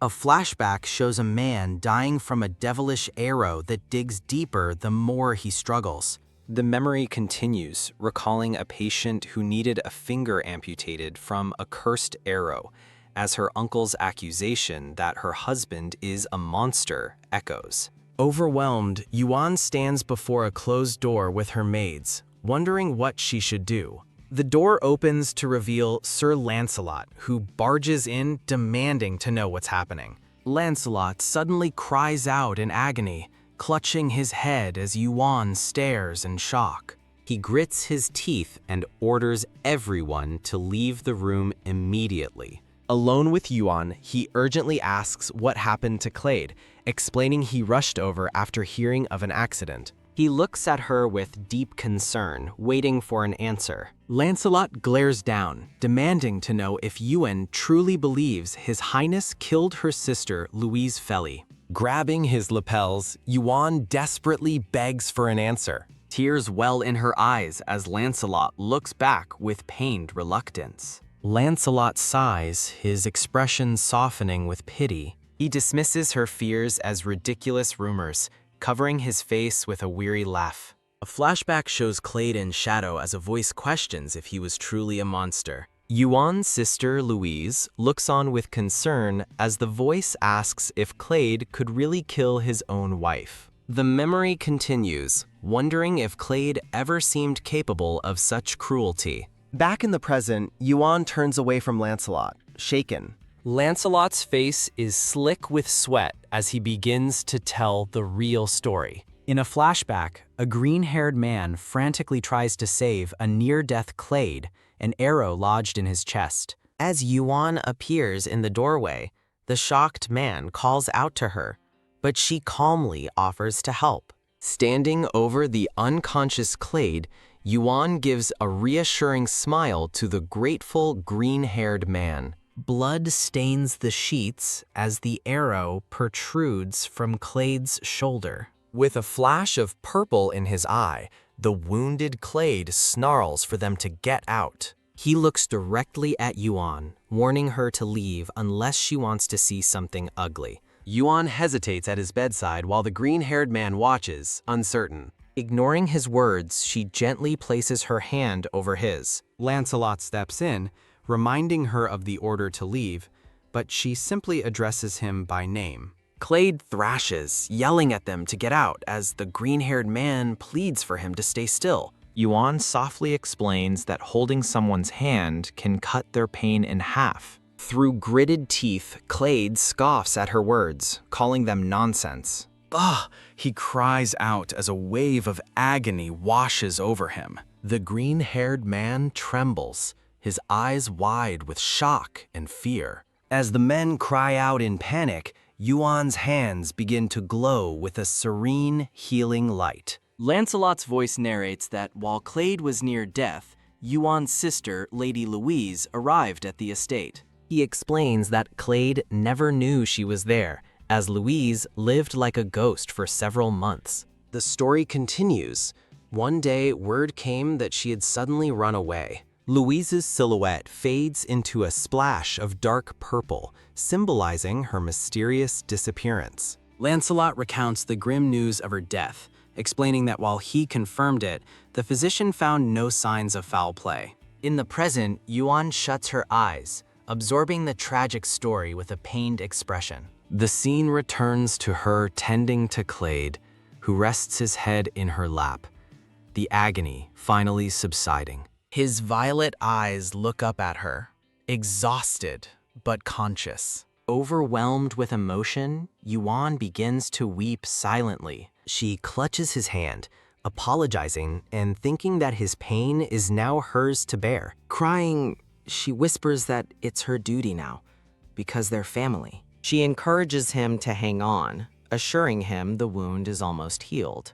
Yuan sorrowfully holds a portrait of her sister, her own reflection covering Louise's face. A page displays recommendations for other series. The scene shifts to the bustling grand hall, where maids are hard at work. Two maids whisper to each other, revealing that the new madam has ordered food supplies and work clothes for everyone. In his room, a bandaged Clade lies in bed, staring at the ceiling in quiet contemplation. Yuan enters carrying a covered tray, offering a gentle, caring smile. As she approaches his bed, he calls out to her with a simple, "Hey." He eyes her suspiciously, his expression hard and demanding. Explain everything, he orders, but groans in pain. Ugh, as he tries to sit up, prompting her to warn him about his wound. She rushes to his side to support him, reminding him that moving will be difficult. Now sitting at a table, she presents the meal, proudly stating she made it herself for his recovery. He looks away from her, coldly stating that she didn't have to accept his marriage proposal. A faint blush appears on his face as he earnestly tells her that if something hurts, she should say no. Yuan imagines a passionate kiss from Clade, blushing at the thought. She tells him not to worry, admitting she wants to do it too, because it puts her at ease. A flustered Clade stammers, questioning her bold confession. She smiles sweetly, playfully claiming she doesn't remember any of it. An awkward silence hangs between them after her teasing remark. Overwhelmed with embarrassment, Clade groans, unable to speak. They stare at each other, the air thick with unspoken tension. Blushing, Yuan looks up at him with wide, surprised eyes. Clade struggles with a fragmented memory of a hooded figure tending to him, realizing her care was beyond his abilities. Sweat drips down his face as he grapples with the shocking revelation. His expression hardens with disbelief and confusion. Later, Clade buries his head in his hand, sighing in frustration as Gustav watches. Gustav cautiously asks if her painless nights are truly natural. Clade recalls the impossible reality. Even pierced and torn open, sleeping with her made his agony vanish. Gustav mutters to himself, wondering what could possibly be worrying his master now. He asks why the lady seems to be the only one suffering during their nights together. Clade touches his chin, asking Gustav if he didn't always hear her holding back cries of pain. Gustav suggests that maybe the two of them just aren't compatible. He continues his speculation, bluntly suggesting Clade might just not be very considerate. As Clade glares, Gustav nervously wonders if it might be both. Gustav quickly backpedals, advising that His Highness should probably refrain due to his poor condition. After delivering his advice, a nervous Gustav peeks out from the closing door. Tuck. Clade clasps his hands, his face set with grim determination. Later, Yuan brings him a meal, but he coldly refuses to eat it. She leans over him, sweetly insisting he try the food she made for him again. He remains unmoved, resolutely turning his head away from her. Yuan smiles softly, thinking to herself that his coldness is better than outright nastiness. A promotional page showcases other series from the studio. The scene transitions to a bright morning outside the mansion. Sunlight illuminates the ornate architecture of the grand estate. Yuan stands alone on a balcony, her long hair blowing in the breeze. Behind her, maids gossip about how the master never appears during the day, but Yuan simply smiles, unfazed by their doubts. Meanwhile, Clade sits in bed, reading a book and lamenting that she still refuses his proposal. Changing the subject entirely, he leans in and abruptly asks for her age. She cheekily replies that she's old enough to eat well, noting his uneasy reaction to her evasiveness. With a bright smile, she proposes a deal. She'll tell him her age if he takes a walk with her. Clade stares at her, utterly shocked by her bold proposition. His shock quickly turns to fury, and he demands to know how she dares to make a deal with him. Unintimidated, Yuan threatens to go alone, while he angrily questions her audacity for making conditions. She turns away, calmly suggesting a walk around his room as part of his rehabilitation. A dangerous smile spreads across his face as he remarks that she has completely lost her fear. She meets his gaze with a radiant smile, questioning if a wife should even fear her husband. Her confident response leaves him speechless and flustered. The scene shifts outside as her thoughts turn inward. Standing on the balcony, she admits to herself that she's not actually curious about his reasons. She resolves that if his scars are the reason he hides, she is willing to absorb all of his pain for him. In a surreal vision, she embraces him in deep water, prepared to be tormented by his demonic agony for life. As they float together, she vows that if they become family, she wants to spare him the pain on his face. The vision ends with them sinking into a quiet, peaceful abyss. Her reverie is broken as a man's voice calls out, "My lady." A smiling Lancelot warmly introduces himself to Yuan. He continues speaking cheerfully as Yuan looks on, confused. Lancelot tells a surprised Yuan that Clade has brightened up considerably. He explains Clade's complexion and mood have improved since her arrival, then teases the resting man, asking if he's even there. Lancelot complains that Clade is a brat,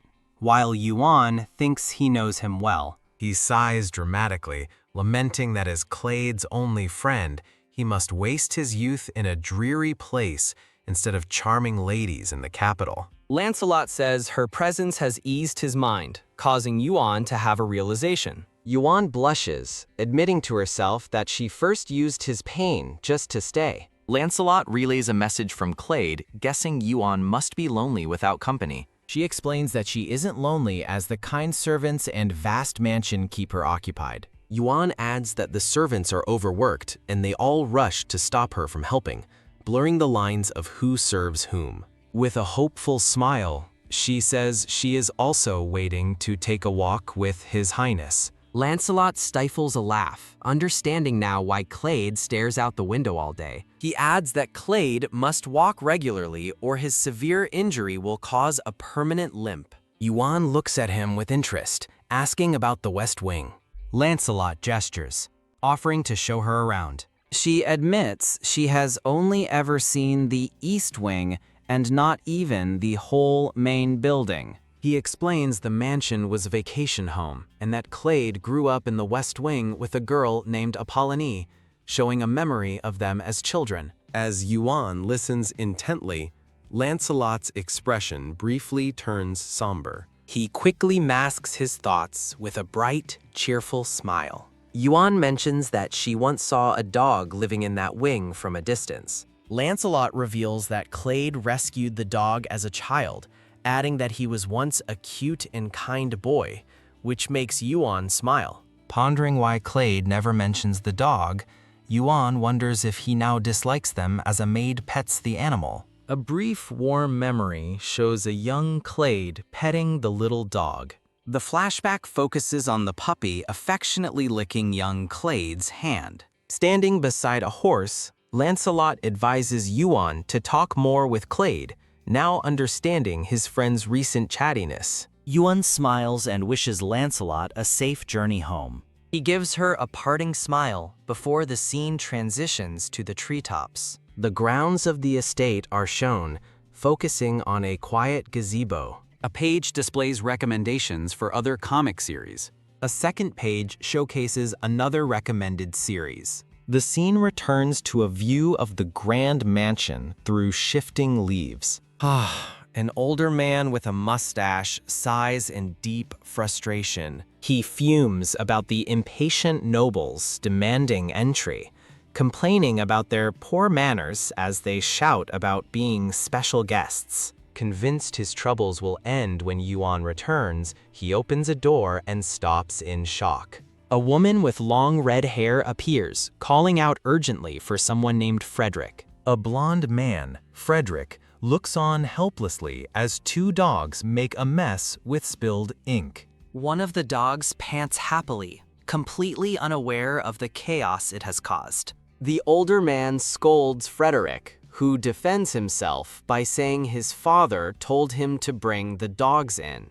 The furious father yells that he meant the stables, not his laboratory, while the red-haired woman watches. A tray of gleaming surgical tools catches the light, reflecting in the red-haired woman's eye. Frederick follows his father, asking what his plans are for the two dogs. The red-haired woman pointedly asks if he intends to experiment on them, making her father flinch. He explodes with rage, screaming for both of them to get out. The flustered and defeated father stumbles out of the room. He grits his teeth, his face contorted with suppressed fury. God damn it, he screams, questioning why Yuan is still with the monstrous prince. Stomping his foot, he continues to rage about her decision. He flashes back to a time he injured his own arm so Yuan would absorb the pain, allowing him to test drugs.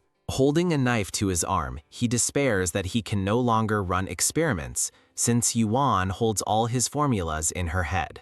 In his memory, Yuan's father recalls the difficulty of experimenting on people due to imperial laws and potential rumors. Thump! He turns his rage on two stray dogs, declaring them his only remaining test subjects, as one whimpers. A dog bites his hand, and he screams, cursing the mutts. As he stumbles backward from the bite, he desperately screams for Yuan to take away his pain. Clunk! He collapses onto the floor amidst the mess of ink and papers. He curses his fate, realizing with a scream that Yuan Feli is gone. Elsewhere, a red-haired woman seethes, thinking it's always about that damn Yuan. A memory shows a dark-haired woman named Regina. In the memory, an unseen person asks the red-haired woman if her father ever called for her because of work. The red-haired woman's green eyes narrow with resentment. A woman urgently calls for Regina, telling her to come quickly. Regina asks what the fuss is about as her mother excitedly shows her a letter sealed with purple wax. A beautiful red and black gown with matching jewelry is presented. Her mother gushes that the dress arrived addressed to Regina, asking which lord she's meeting as Regina looks stunned. A servant bows as he formally presents the gift box to the two women. The servant explains it's a gift from the second son of Euphrates, leaving Regina speechless. He adds that the letter contains more details, and Regina processes the sender's identity. Her mother excitedly reveals the first prince sent her an invitation to the imperial play. The mustached father enters, asking about the commotion as his wife eagerly calls to him. The wife excitedly claims the first prince couldn't stop looking at Regina at a recent party, but her husband dismisses it as nonsense. She proudly explains the prince sent an invitation and address, clearly a partner request, as Regina holds the gift. Regina smiles triumphantly, thinking that this is how a real daughter of the house acts. The father smirks at their good fortune, but privately worries whether the fickle first Prince Balanico's favor will be a blessing or a curse. In another location, Clade summons his butler, who promptly responds. Clade stands by the window and asks about the status of his breakfast. The butler is taken aback, thinking that Clade usually complains about or skips breakfast entirely. He realizes the difference is that someone else cooked today, recalling how her ladyship had insisted on preparing his meals herself recently. The butler suggests her ladyship's cooking must suit his taste, given how quickly he noticed her absence from the kitchen. Clade ignores the comment and asks if he slept with her again last night, to which the flustered butler confirms. His expression turning serious, Clade asks for Yuan Feli's exact age. He lets out a long sigh as the butler watches in confusion. Clade runs a hand through his hair, realizing she is of legal age after all. Admitting her innocent face made him wonder. He thinks it changes nothing. She's still a woman who would willingly sleep with him under such absurd circumstances. He reflects that the bigger issue is his complete lack of memory from any of their nights together. A brief, sensual memory flashes of him embracing her from behind. Clade touches his chin, his expression deeply troubled by his thoughts. He asks for her current whereabouts, and the butler asks who he is referring to. With a determined look, Clade specifies he is looking for the deposed prince's consort. A notice announces the availability of the next chapter. Outside on the steps, Yuan is greeted by someone calling her Madam. Professor Hilly gently scolds her for not inviting him herb picking, but she replies that he must stay by His Highness's side. She cheekily adds that the herbs aren't for him anyway, explaining they're for disinfecting wounds and cleaning. Hille asks about her plans for the herbs, and she leans in to share a secret. She reveals her plan to create a special concoction to thoroughly clean the annex. Hilly excitedly praises her brilliant idea, exclaiming that it might be powerful enough to wipe away anything. He suggests adding resin and asking the stableman, Soul, for help, an idea that she seems to welcome. Yuan smiles warmly, pleased with their collaborative plan. Listening from his window, Clade overhears Hilly telling Yuan he has already commissioned a special brush for the task. Hilly gives a thumbs up and promises to return quickly with more herbs from storage as Yuan thanks him. Holding her basket, Yuan thinks to herself that talking to Professor Hilly is as easy as talking to a friend. Yuan turns suddenly toward the grand mansion. From his window, a bare-chested Clade watches her, causing Yuan to blush. A bright, happy smile spreads across her face. She calls up to the mansion, announcing she will return at sunset. The scene transitions as the evening sky fills with colorful clouds. Later, Clade sits in his room and asks if she walked around a lot. He playfully asks if she must have been bored without him, which she denies. He remembers her inviting him closer, noting that she is always watching him. She explains she keeps an eye on him to make sure he doesn't get into trouble, flustering him. The dark scars on his neck seem to throb with unseen tension. She thinks to herself about their routine, just like every other night. Her thoughts are interrupted as she looks up, utterly confused. Clade glares, demanding to know what she discussed with the glasses-wearing quack. She playfully waves her hands, telling him that it's a secret. Continuing to tease, she says she hasn't even told the maid or the butler, irking him. He sits up abruptly, questioning why she's sharing secrets with the staff. Rushing to his side, she begs him not to move so harshly and aggravate his wounds. He pulls her close, demanding to know why she's keeping secrets with the royal physician. In a cute thought bubble, Yuan imagined showing him the cleaned-up West Annex, but he flatly tells her not to. She pleads with him, insisting that her secret is not a big deal. He grips her arm firmly, ordering her to tell her master so he can judge for himself. As he leans closer, her eyes widen as she starts to ask him a question. Looking him in the eye, she boldly asks if he is jealous. A slow, knowing smirk spreads across his face as he repeats her question. Her face flushes with a deep blush, caught off guard by his reaction. He grabs her arm and gives her a stern warning. Never trust anything from the imperial palace. He adds that no one in the mansion, doctors or nobles, can be trusted. A single word forms in her thoughts as she starts to protest.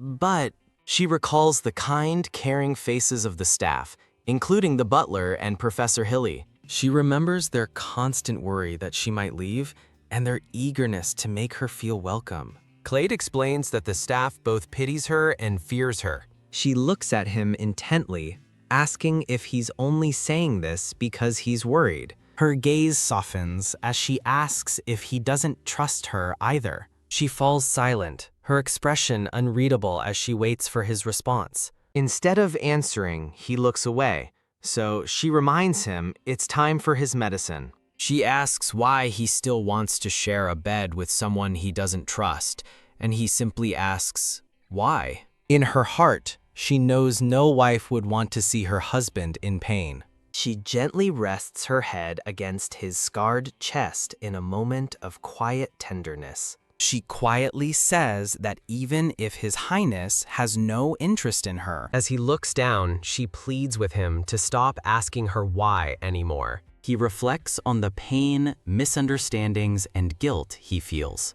all tied to her. Overcome with emotion, he leans down and gives her a gentle kiss. The next morning, bright sunlight streams through the doors of the bedroom. Professor Hilly sits by the bed, checking Clade's pulse. Hilly cheerfully reports that Clade's complexion is good, but Clade thinks the doctor says the same thing every day. With an annoyed expression, Clade waves his hand dismissively. Stunned, Hilly listens as Clade orders him to keep his mouth shut, his ears closed, and to stop wandering around. The butler and Hilly look completely bewildered by Clade's dark, menacing aura. A dejected Hilly sits at a desk, wondering if he should just go fix up the garden. Clade walks past the confused butler, remarking that spring will be arriving soon.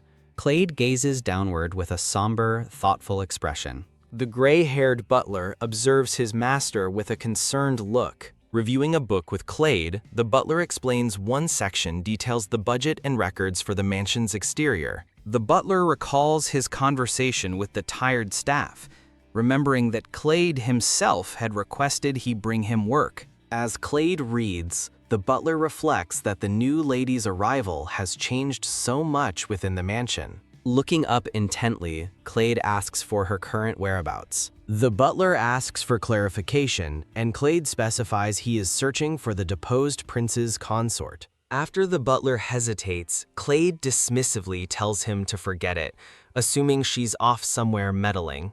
The scene transitions to the grand, weathered facade of the mansion. A voice exclaims in amazement as a brush vigorously scrubs a dirty brick wall with a foamy cleanser. A maid marvels at the cleaning power as Yuan proudly confirms her plan to scrub the walls clean bit by bit. The maid eagerly offers her assistance, but Yuan gently declines, saying she will do it alone. Yuan kindly explains that the servants are already too busy and tired with their own work to be burdened with this. She cheerfully dismisses the maid's concerns, claiming she's doing it for a bit of exercise. Gazing at the restored mansion, Yuan thinks about her true goal, to make it beautiful with her own hands and show it to His Highness. She asks the maid if she understands her meaning, and the maid is clearly moved by her devotion. The maid cautions her not to overdo it. sharing her grandmother's warning about bad knees from squatting. With a sweet smile, the maid confirms that it was her grandma who told her that. Yuan smiles warmly, teasing the young maid for having so many secrets. As another brick sparkles, she notes that she's now cleaned 20 of them. Taking a brief rest, Yuan wipes her brow, admitting the work is harder than she anticipated, even with her special solution. A fluffy, wolf-like dog sits nearby, patiently watching her work. The dog approaches and she looks up in surprise, recognizing him as Oliver. She watches Oliver stare intently past her toward the mansion, wondering what has captured his attention. The view shifts to the ornate balcony doors Oliver was staring at. Yuan recalls a past conversation, a hopeful memory sparked by the moment. In her memory, a voice reassures her that while her master has a bad temper, he does like her. The memory concludes with the reassurance that he wouldn't keep her around if he didn't like her. Lying in bed, Clade looks over at the empty space beside him. His hand rests on the sheets, feeling her absence. Sitting up, he realizes she's not there and glumly assumes she's avoiding him in the morning. He spots Yuan walking away from him down a sunlit corridor. As she turns back to him, her face is lit with a gentle smile.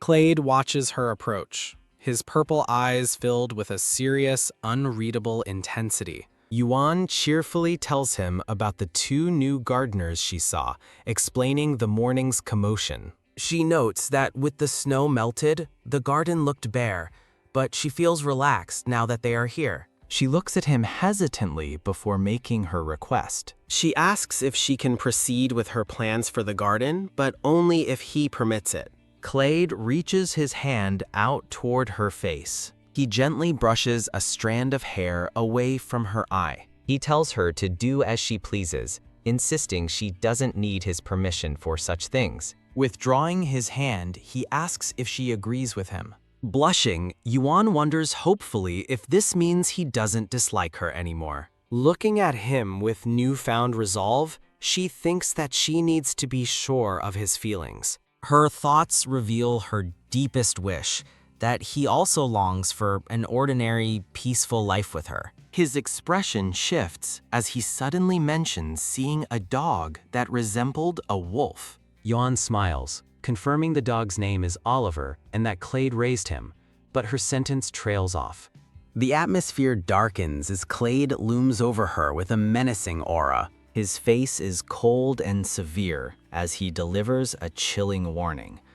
Don't cross the line. Yuan stares back at him, her expression a mask of pure shock and confusion.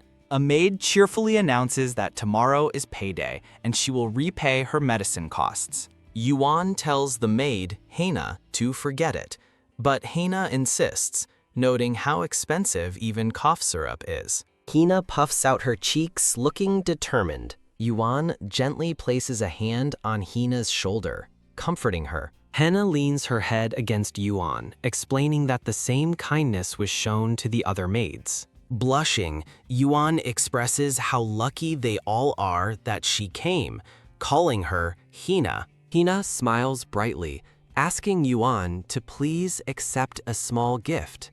Hina presents a cup of tea, explaining it's a regional specialty from her siblings. Hana explains the tea is made from a winter grass, a humble drink that helps the poor survive the cold. Yuan smiles, remarking on the tea's straightforward name. Yuan sips the tea, telling Hina to thank her siblings for the enjoyable drink. Hina looks on happily as Yuan notes how fragrant and warming the tea is, but then hesitates. Hina asks if Yuan quarreled with the master, concerned that she has skipped meals all day. Yuan reassures Hina that they didn't fight, admitting she made the maid worry. Yuan explains she asked His Highness a presumptuous question, but Hana passionately insists that as his wife, no question is presumptuous. Yuan's thoughts drift to Clade and Oliver, realizing she couldn't even ask about the dog. She laments that while asking directly is best, the current situation prevents it. Yuan looks up, surprised by the maid's next words. Hina lowers her gaze, asking if Yuan is still curious and offering to share what she knows. Henna places a hand on her chest, remembering her parents' loyalty to the family. Yuan looks on, stunned and speechless. Henna explains she can talk about Oliver or the manor, but discussing His Highness's late mother is forbidden. The scene transitions to a sunny garden with blooming purple flowers, as a young girl is seen from above. A little blonde girl in a pink dress happily begs her brother to take her with him. A young, smiling Clade Euphrates, the first prince, tells someone named Apolline to hold his hand. His sister, the smiling princess Apolline Euphrates, is introduced. A family portrait shows the emperor and empress with their two beautiful and merciful children, Clade and Apolline. At only 7 years old, a young Claude ranked first in the academy entrance exam. His natural talent and strength in sword fighting earned him early admission offers. Riding in a carriage with his father, the emperor, young Clade is adored by cheering crowds. His popularity was immense, with portraits from his 10th birthday being copied and sold widely. Newspapers published on his birthday sold out in a single day, featuring his image. As his face was even minted on coins, the narrator states those bright days did not last. In a snowy garden, Clade holds his sister Apolline, asking if she sees the flowers. He explains their mother, Empress Eleanor, gave him the Tibocina flowers, known as the Flower of Glory, for his birthday. Clade shares a warm hug with his mother, the Empress, surrounded by the purple flowers. Apolline snuggles into her brother's embrace. Clade smiles fondly, realizing his little sister has already fallen asleep on his back. As he carries his sleeping sister, a man is heard gasping and calling out to His Highness. Clade turns, his purple eyes sharp as someone calls his title again. A frantic man whom Clade calls uncle urges him to flee, his face filled with panic.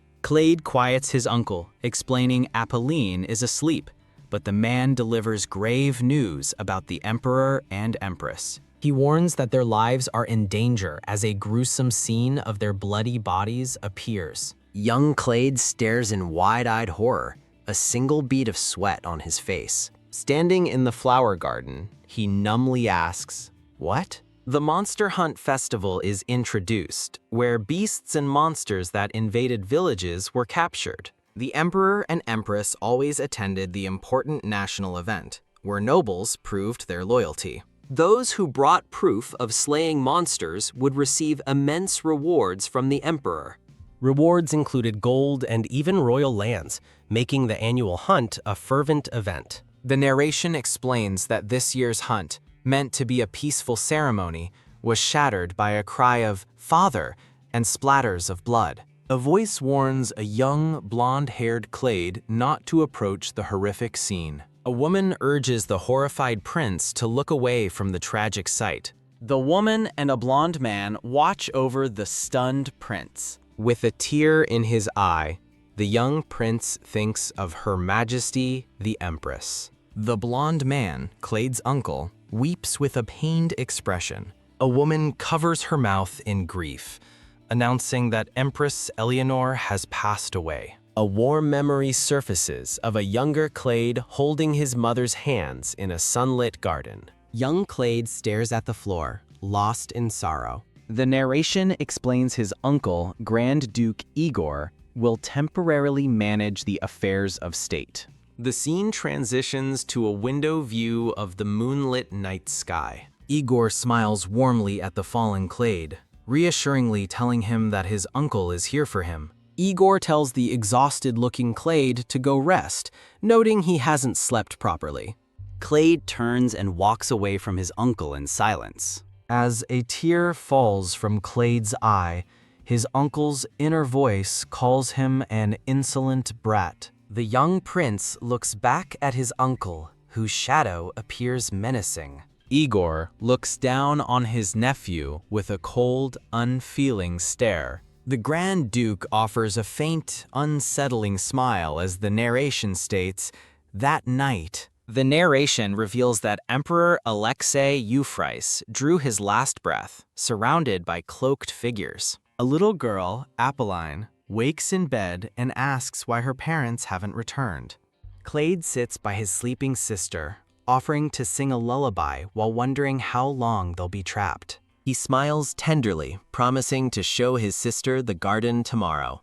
A woman, his nanny, approaches him with concern. She tells him to rest while she guards the princess, and he smiles gratefully, thanking her. She holds his hands, urging him to keep his heart strong. He closes his eyes, a serene smile on his face. The scene shifts to an ornate balcony door at night. Young Clade stands solemnly before the door. Leaning against the glass, he wonders what he should do now. He reflects on his uncle's sinister gaze, the bad omen of being sent away, and the single week left until his coronation. He worries that if he fails, his sister Apolline will be in danger. He gazes down at the garden outside his window. Purple flower petals fall against a bleak, wintry backdrop.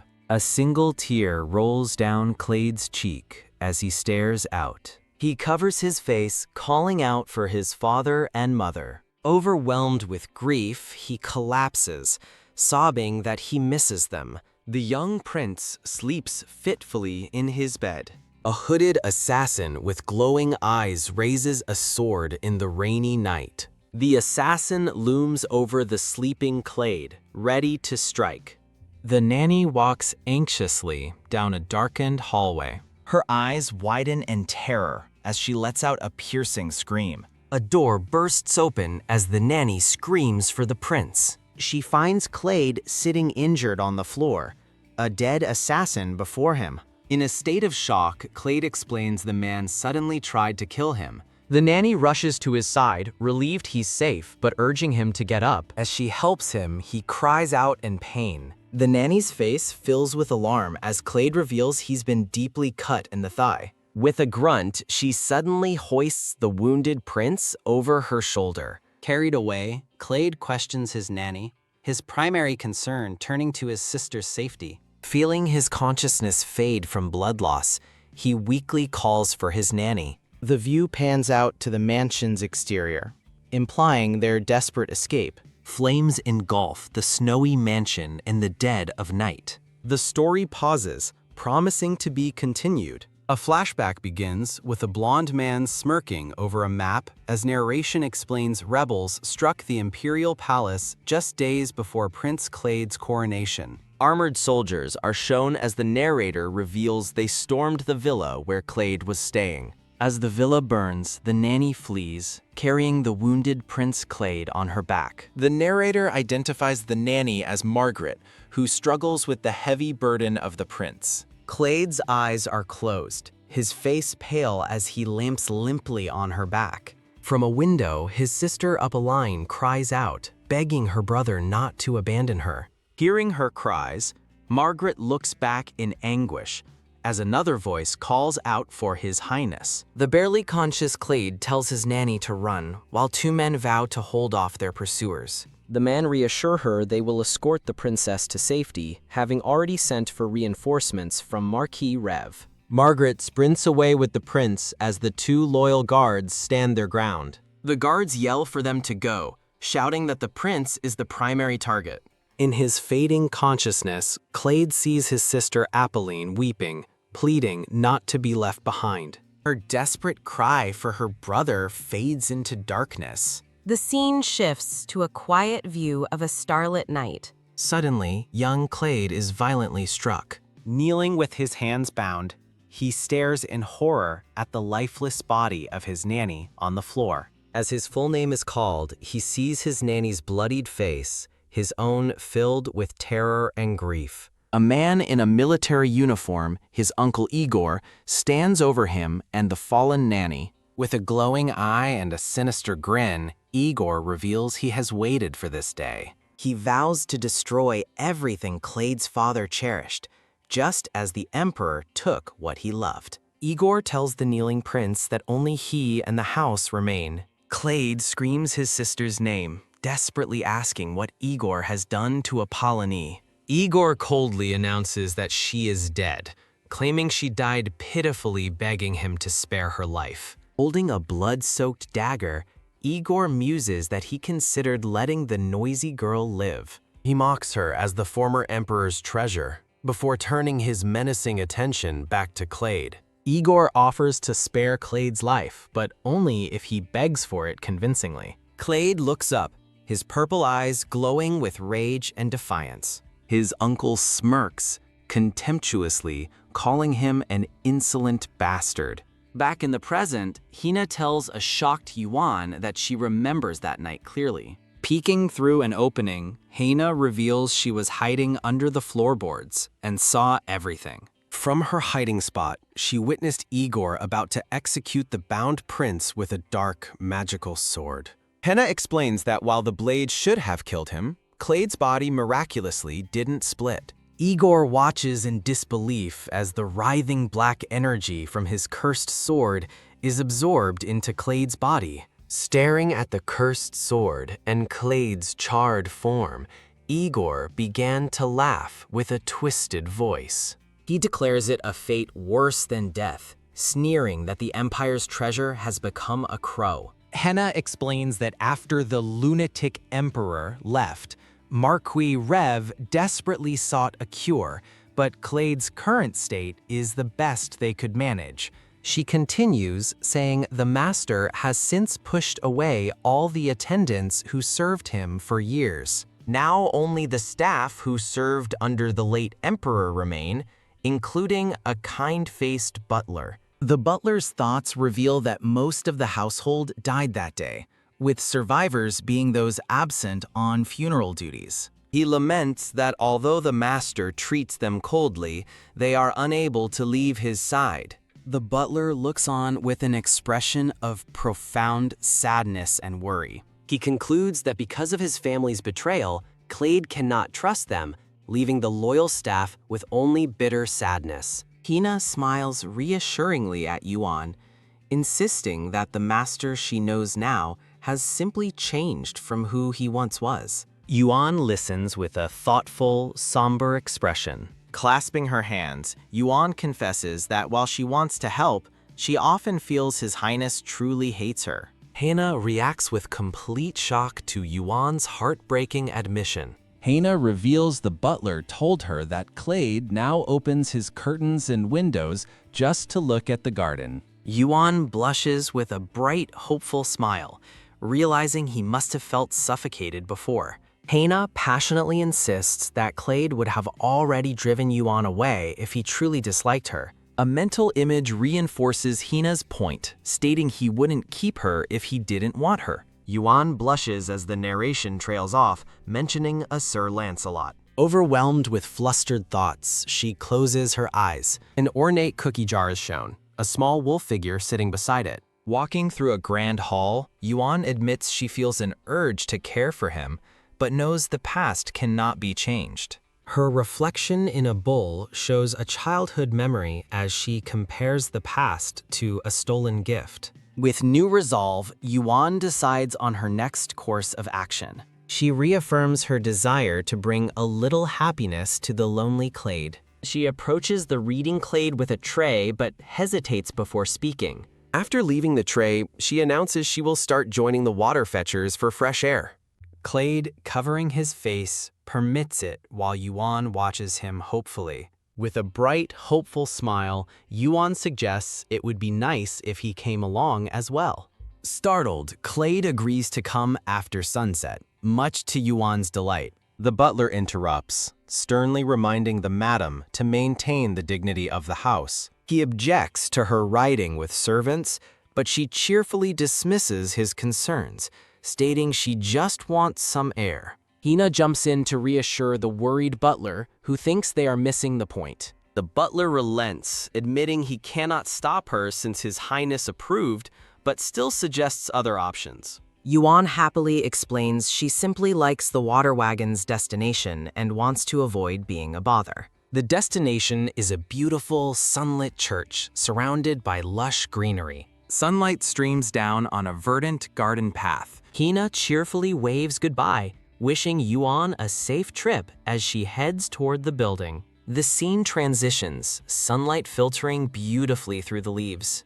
Yuan walks alone through the peaceful, sun-dappled garden. Sitting on stone steps, she quietly announces her arrival to her sister, admitting this visit is her only reason for leaving the mansion. She recalls her lonely past at the Feli's mansion, where even the garden was off-limits, contrasting it with her newfound freedom. A memory surfaces of a young girl excitedly inviting Yuan to the garden while their uncle was away. In the flashback, a younger Yuan refuses to go outside, despite her sister's reminder that she used to love flowers. Crying young Yuan, her sister dismisses her worries, offering to wash her, though Yuan frets about wasting water. Winking, the sister plots to use the water she drew in secret. She promises to make Yuan so clean she could meet the prince himself without embarrassment.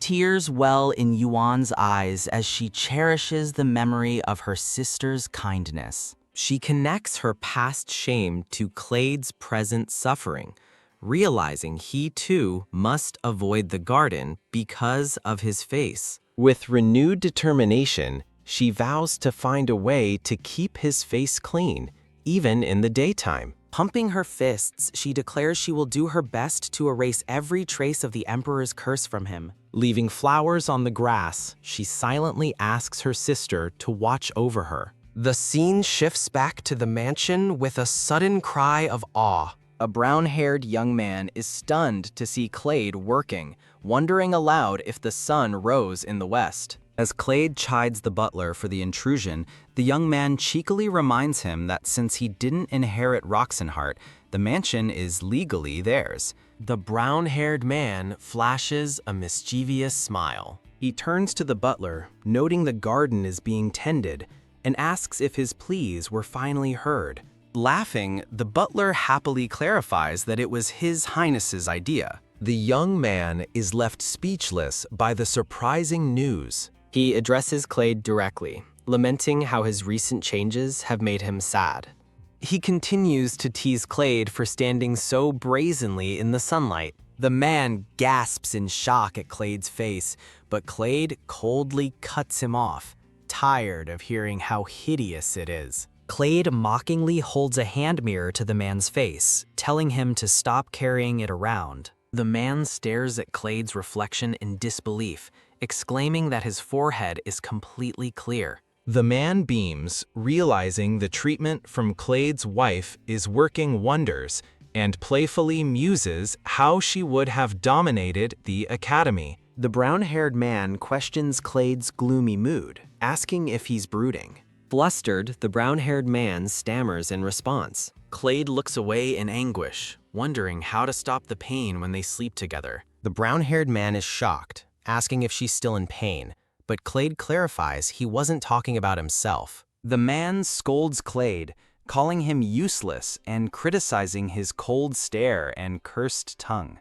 Panicked, the brown-haired man begs him to forget everything. The scene shifts to a library where Yuan sits before a green-haired man in a lab coat. A blurry, fond memory of a faceless couple appears. A memory of his smiling sister Apolline in a flower crown surfaces. A flashback shows a younger Clade telling an older man he can't bear more death, while the small wolf resolves that there will be no exceptions. The wolf sits before the mansion, thinking that anything near death must be cast out. Back in the present, the green-haired man begins to speak to Yuan about a difficult topic. He explains that the dog is too old for treatment to be meaningful, but Yuan pleads for a way to help.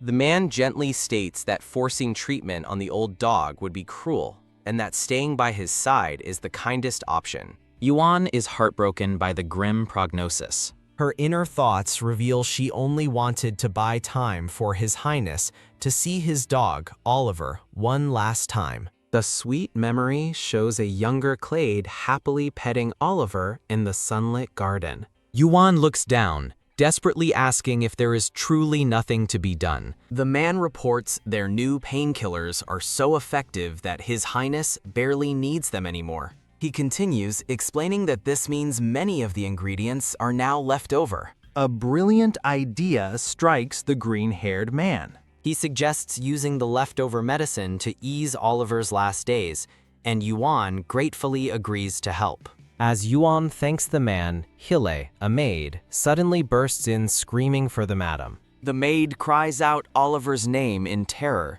her screams echoing as Yuan looks on in horror. With a tap, tap, tap, Yuan's feet hurry across the floor. She rushes down the hallway toward the source of the commotion. Reaching an ornate door, she places her hand on it to enter. She gently calls out to His Highness. Finding Clade with his back to her, she informs him that Oliver may pass away at any moment. Clade remains silent, his expression unreadable. Yuan sadly realizes he doesn't want her to witness his grief. As he begins to turn, she asks if he truly won't be there to say goodbye. Standing before him, she gently suggests that he should come too. In a carriage, Clade comforts the dying Oliver on his lap. Hilly warns a distressed Hina that leaving the annex will harm her health. Yuan explains to the crying Henna that animals sometimes leave their masters when they sense death is near. She adds with a small smile that His Highness had the same thought. Yuan reflects that this way, Clade can at least hold his companion one last time. While Hina grieves, Yorn resolves that not being there would become another wound Clade would regret forever. Her eyes narrow with quiet determination. The butler, Gustav, worriedly brings dinner to a darkened room, announcing his presence to His Highness. Staring out a frosted window, Clade reflects that some wounds are simply buried by new ones. His somber face is framed by icy branches as the narration concludes, unjustly so. The scene transitions to a cold, snowy night. Yuan shivers as she walks through a dark and chilly hallway. She feels a strong fever coming on, a cold sweat breaking out. Determined, she pushes on toward his room, planning to put him to bed first. She quietly opens his chamber door. Though pale and ill, her expression is resolute. She finds Clade inside, standing with his back to her as he gazes out the window. Yuan tenderly embraces Clade from behind. Clade's expression is somber and distant. Yuan smiles gently, having made a realization. In a blurry memory, a young blonde child plays with the dog as Yuan wonders if she was wrong. She is startled by a sudden thought. Flustered, Yuan apologizes for her appearance and offers to wash up immediately. Noting the lingering chill in the air, she looks concerned, asking, "Huh?" Clade gazes at her with a serious, intense expression. He warns Yuan that she will catch a cold too. The scene transitions to a grand, sunlit palace. A golden letter, sealed with a purple wolf crest, is shown. A red-haired woman feigns carelessness as her companions wonder about the letter. She slyly reveals it is a personal letter from the first prince. The ladies gossip, asking Lady Regina if rumors about the prince's lavish gifts and their frequent outings are true. Regina offers a small, knowing smile in response. She coyly dismisses the talk as mere rumors that can arise from a good friendship. Wow, her companions are thoroughly impressed by her display. Over a dessert tray, a lady speculates that Lady Arista might be cast aside. The ladies debate the situation, noting no official engagement existed and suggesting they were never meant to be. Regina thoughtfully sips her drink, pondering the name Lady Ariesta. Narration explains that when Igor Euphrates became emperor, Count Drytor was elevated to Grand Duke of the North. The current Grand Duke of Dritor is revealed, a man with silver hair and a confident smirk. His daughter, Ariesta, is introduced as the heroine who instantly became a Grand Duchess-to-be. Slurp. Taking a sip, Regina wonders if Ariesta is a little like her. A companion named Delphina begins to speak of Ariosta and the former prince, but Regina sharply interrupts. Delphina asks why, questioning if there was a history between Lady Ariesta and the former prince. A memory shows a happy Clade and Ariesta together, as the narration confirms they were once close. Back in the present, a lady continues the story of what happened when the prince fell ill. The famous story is recalled. A horrified Lady Ariesta screaming and fleeing the manor upon seeing him. Regina scoffs at Arista's ill-mannered display, clarifying that subsequent rumors of a new betrothal were all false. She pointedly suggests that the first prince's true love might lie elsewhere. Ho ho ho ho ho ho! The ladies giggle knowingly at her insinuation. A blonde woman asks a question, and a surprised Regina answers yes. The blonde woman asks if the former prince is truly hideous, while Yuan asks about the former princess consort. Regina smirks, her green eyes glinting maliciously as she prepares to share gossip. She graphically describes his repulsive condition, horrifying her companion. A crude drawing illustrates her story, as Regina claims her poor cousin had to endure caring for him. She scoffs at the idea of her cousin doing such menial work, prompting questions about the maids. Regina explains that few servants would endure the prince's rough temper or the poor conditions. When asked about rumors of their affection, Regina's eye widens with a new angle to exploit. Wah, she dramatically feigns pity, questioning if affection is a good thing with such a prince. Her companions look on, unsettled by her theatrical display. Regina muses that Yuan is just a pitiful woman living with a monster. She concludes that Yuan will never be able to enter society again. The scene shifts back to Yuan and Clade's castle. Now dressed elegantly beside him, Yuan hopefully asks what he thinks. Clade questions her actions as she explains she had Hana bring a mirror. Yuan looks up at him with a nervous, hopeful expression. See? Don't you look handsome? She asks as he stares at his reflection. Tsk. Clade turns away abruptly as Yuan quickly apologizes for making him uncomfortable. Yuan explains she only thought he might stop seeing himself as unbearable. Blushing, she shyly suggests that soon the garden will be beautiful too. Clade agrees, saying it's a waste to only see it from the window. He turns his head, a thoughtful expression on his face. Persistent as ever, Clade says, telling her he'll handle it himself as she stammers in agreement, surprised he didn't scold her for overstepping. An observer notes how freely the lady interacts with the servants as Yuan is seen surrounded by maids. The brown-haired man tells a pouting younger Clade he's wrong, fondly recalling how they used to brawl like commoners. Clade coldly asks if he just came to reminisce, and his friend complains that his words are harsh. Elsewhere, Yuan shares a warm laugh with one of the maids. The brown-haired man watches her with a gentle, admiring smile. Clade notices his friend's gaze and sharply asks why he's staring at her like that. The brown-haired man playfully pats Clade,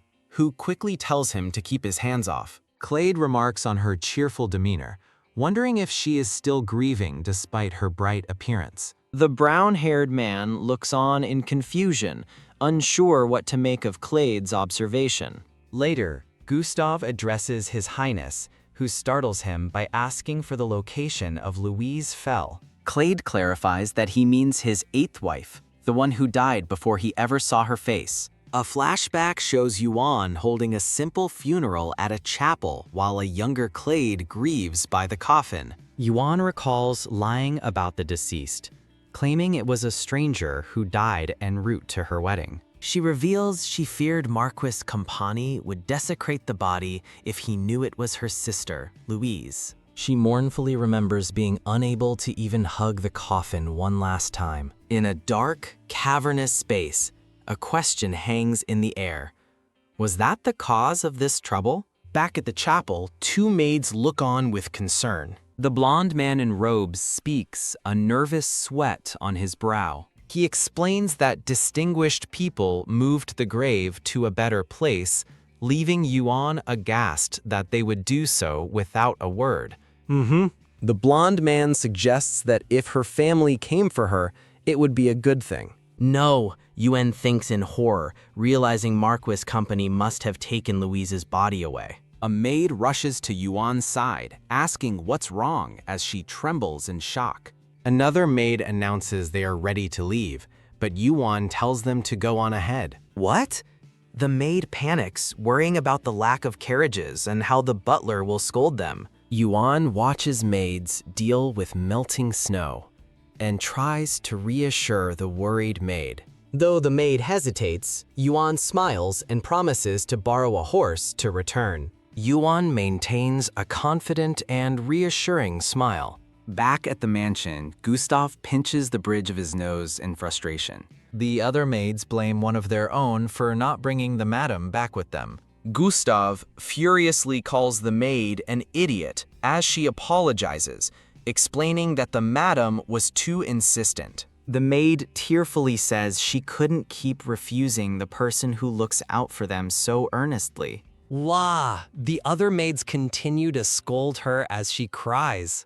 Gustav mutters in distress, worrying about the weather and potential dangers, wishing he'd sent servants with her. He suddenly calls out for a man named Majerang. Gustav frantically asks Majerang if he came from the chapel alone, and the man confirms the madam borrowed a horse. What?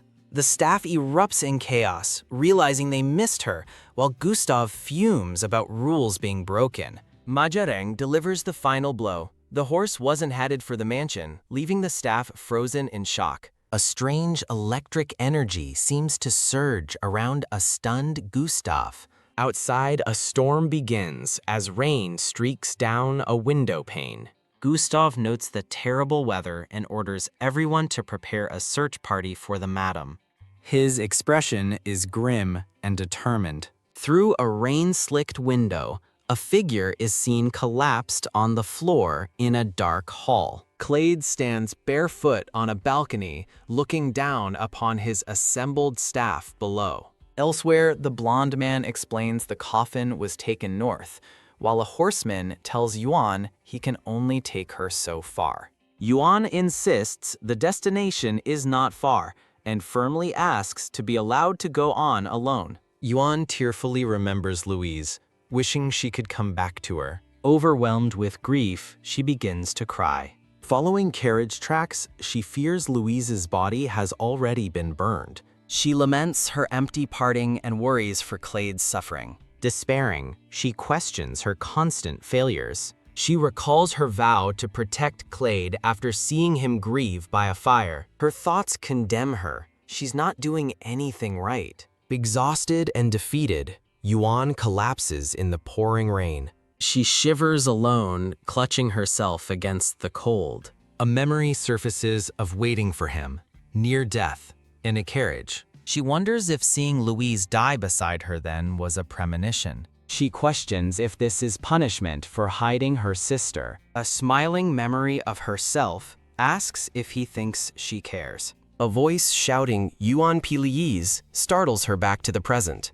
A cloaked figure emerges from the rainy woods. It's Clade, his expression grim and determined. Seeing him, Yuan tearfully whispers his title. She cries that her sister is gone, her grave desecrated. As she explains, Clade softly says her name. He pulls her into a protective embrace in the storm. Held tight, she looks up at him and asks why. He demands to know why she kept this from him, as she tearfully apologizes. He reminds her how he begged her to come out, but she refused. Clade laments that he had plans for them, but she forced him to rescue her in such a pathetic state. He answers her question simply, "Because you didn't come." He gently caresses her face, reminding her of her promise to return by sunset. Back at the mansion, maids watch anxiously through the window. One of the maids gasps in shock. Clade carries an unconscious Yuan back through the rain. The staff rushes to meet him. He assures them she's only asleep and orders them to prepare for her treatment. His face is etched with worry and exhaustion. The maids are flustered and shocked by the scene. Sunlight finally breaks through a window. Yuan slowly awakens in a comfortable bed. Ah, ouch. She sits up with a jolt, feeling the strain. She groans, realizing she absorbed his pain before collapsing. She turns and sees Clade sitting quietly by her bedside. She stares in confusion as their eyes meet. Hiding under the covers, she asks if he was there all night, noting his bloodshot eyes. He gently brushes her hair from her face. Leaning closer, he tells her they have somewhere to go. Peeking from the blanket, Yuan wonders what he means. Clade asks where she needs to go, then declares they will go to her sister's burial place together. Yuan is left speechless by his sudden declaration. He explains this is why he couldn't tell her right away. As he asks if she's still angry, she shoots up in bed. She leans in close, declaring she will go with him. She eagerly offers to get ready, but he tells her to move away. Overjoyed, Yuan beams with a tearful, radiant smile. Louise has been reburied, now resting beneath a beautiful white gravestone. In the cemetery of Marquis Rev, Clade and Yuan stand with priests before a new gravestone. As a priest reads, Yuan thinks she can finally say a proper goodbye. She remembers a joyful past, holding hands with a smiling Louise. The priest concludes the prayer for Louise Feli as Yuan leans against Clade's shoulder. Clade places a comforting hand on her shoulder, and she looks up, surprised. He tells her this is a farewell that will last forever. A tear rolls down her cheek as she trembles with emotion. Yuan stands solemnly before her sister's gravestone, paying her last respects. In a memory, Louise tells someone not to apologize for their parents' deaths or her illness. Lying in bed, Louise thanks them, asking them to just wait 1 year. She sits up with fierce determination, vowing to come and get them within a year. Back in the present, Yuan cries while thinking of becoming a family to someone lonely like her. A memory flashes of a younger Louise, her long hair flowing freely. The younger Louise looks on with a sad yet determined gaze. Clade and Yuan stand together, finally putting her sister to rest. Their carriage rumbles through a sunlit forest on their journey home. They sit together in a quiet, comfortable silence inside the carriage. Clade apologizes, and Yuan looks down, blushing at their closeness. He clarifies his apology is for not telling her about her sister sooner. The two continue their journey, a silent understanding between them. Clade stares pensively out the window. Yuan watches him with a soft, thoughtful expression. A new routine begins, visiting the family cemetery together in broad daylight. Standing beside Clade, Yuan blushes with a gentle smile. She thinks to herself that this truly feels like they're a family. A title card reads, "One day, my sister died."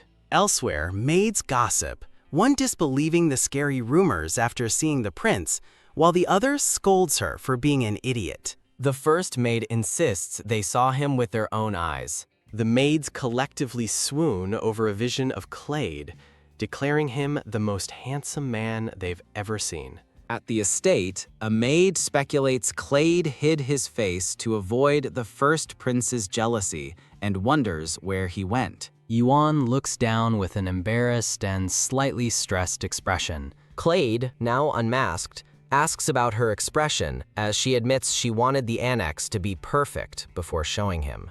Gazing at the magnificent, clean annex at sunset, Yuan thinks she didn't expect to show him so soon. Clade's purple eyes widen with surprise and admiration. He gently takes her hand, making her flinch. As a memory of a younger Clade with his family appears, Yuan asks if he's angry she touched it without permission. The scene shifts subtly through sun-dappled leaves. Clade looks at the annex with a serious, unreadable expression. He asks how long it will take, and she confusedly asks him to clarify.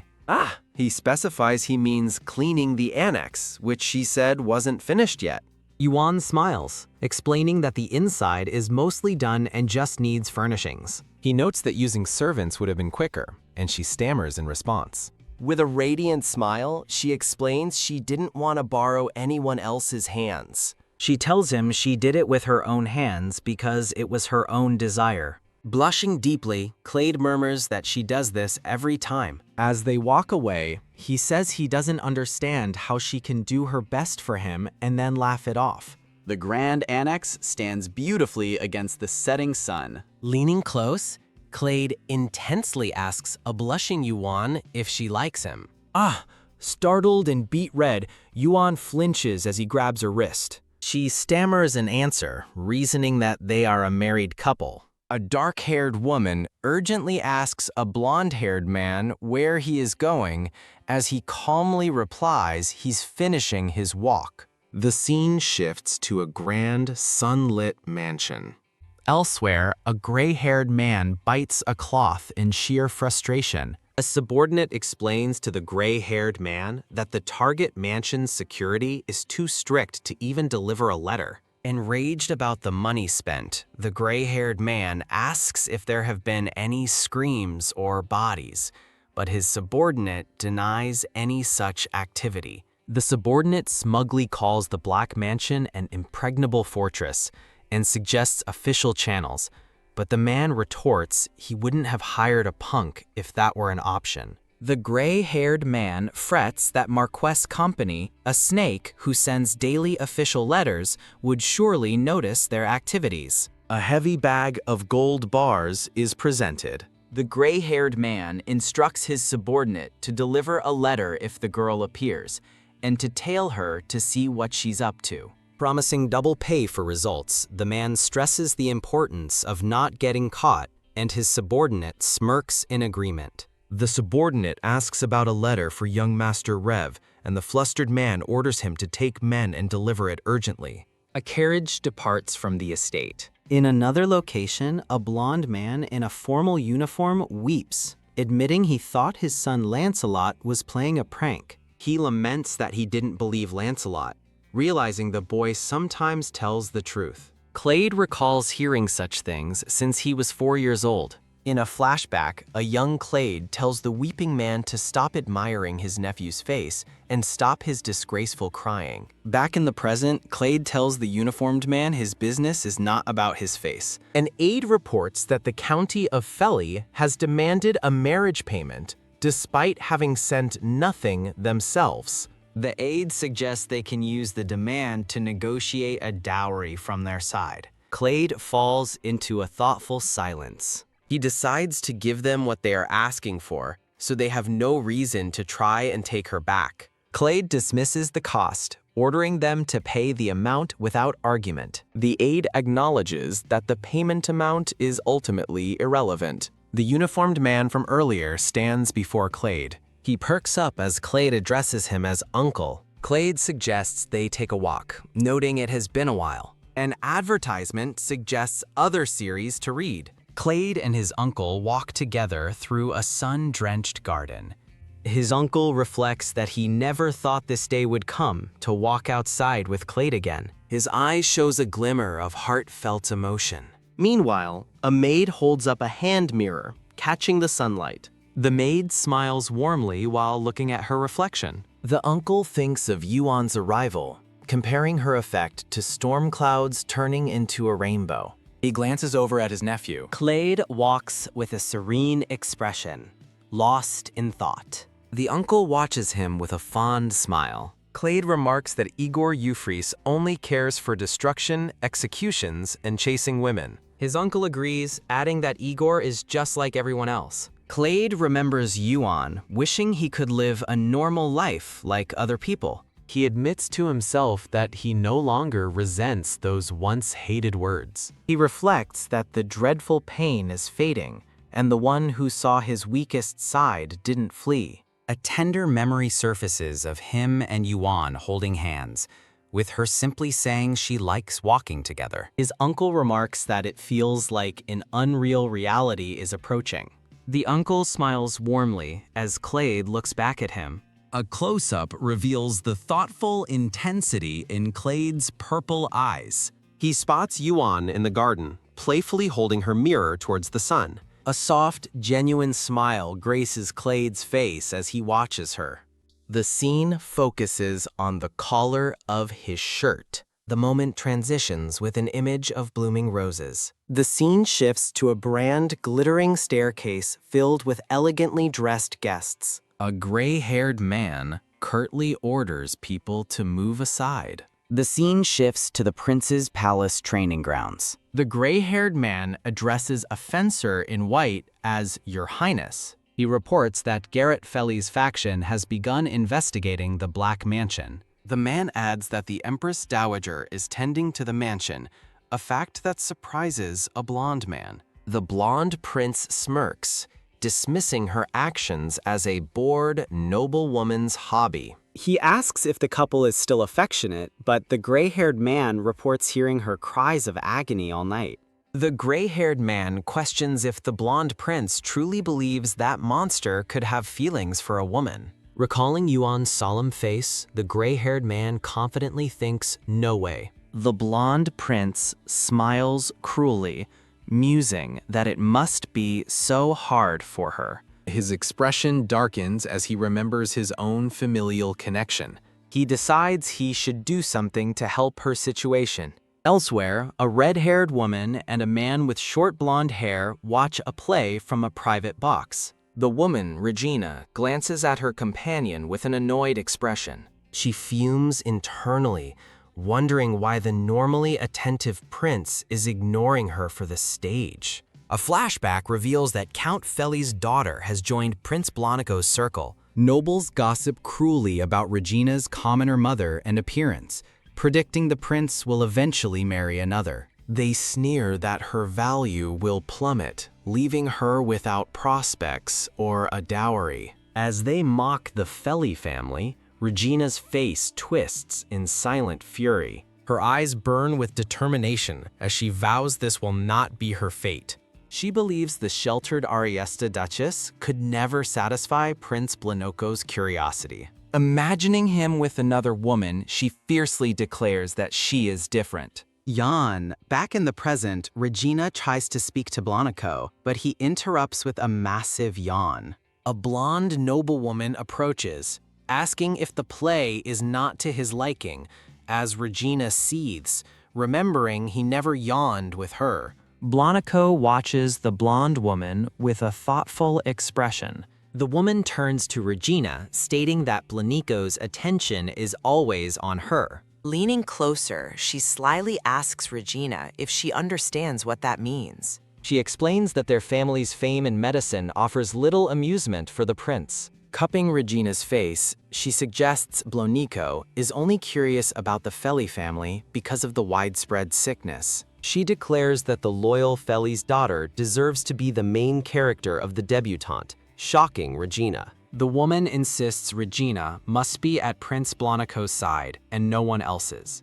Regina happily imagines the attention she'll receive, silencing all the arrogant nobles. The woman shatters her daydream, asking how Blonico could favor her over the Grand Duchess Ariesta's daughter. She tells Regina she needs a justification, offering to make her a star in exchange for a family secret. She coldly advises Regina to give Blonico a reason to want her, lest she be used and discarded.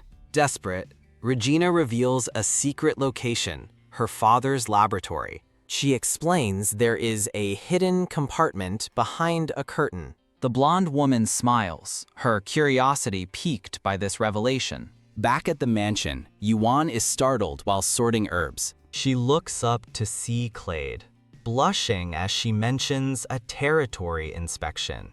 He suggests they pretend she is the mistress for the inspection. She looks down at the herbs she's holding, confirming his question. Overcome with joy, she gives him a brilliant, happy smile. Her pure delight leaves Clade looking utterly baffled. A carriage departs, beginning their journey into the territory. Inside, Clade quietly observes Yuan as she looks out the window. His gaze is sharp and contemplative as he watches her. Dressed beautifully for the outing, Yuan smiles in pleasant anticipation. Clade looks down, recalling her recent enthusiastic expression. He asks why she's so excited for a village tour, and she happily confesses it's her first time. Yuan narrates that she's only ever been at the Feli mansion. She recalls her only other outing was a brief inn stay on her way here. She smiles sadly, remembering she was too dazed by her sister's death to notice anything. Looking out the carriage window, she asks Clade if the area is supposed to be so empty.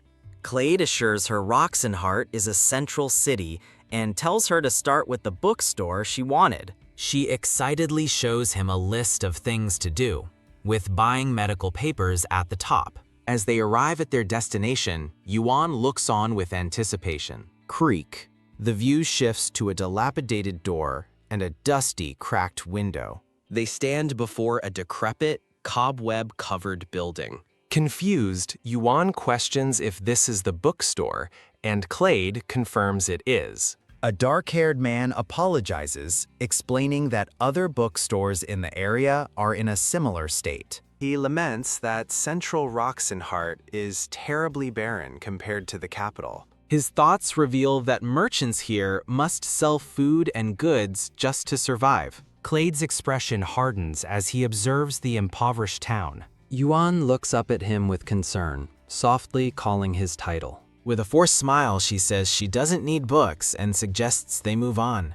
Clade firmly grabs her hand, stopping her from leaving. He insists they need to find a place where she can get the book she wants. She looks up at him, completely surprised by his declaration. He orders his men to stay put while he and Yuan continue alone. Yuan observes a grand church, thinking the city seems poorer the more she sees. She thinks the city looks like it was ravaged by war, with closed restaurants and few people. As spring approaches, the people are only now tending to land left fallow over winter. Glancing at the sky, she notes that it looks like it's going to rain. Clade thinks their first outing is a disaster, but Yuan inwardly calls it a good omen. His eyes widened in surprise at her unexpected thought. She smiles, explaining that rain is a good thing for the newly planted crops. Her face glows with simple, earnest happiness. Clade looks down in frustration, wondering how she can see good in his failure.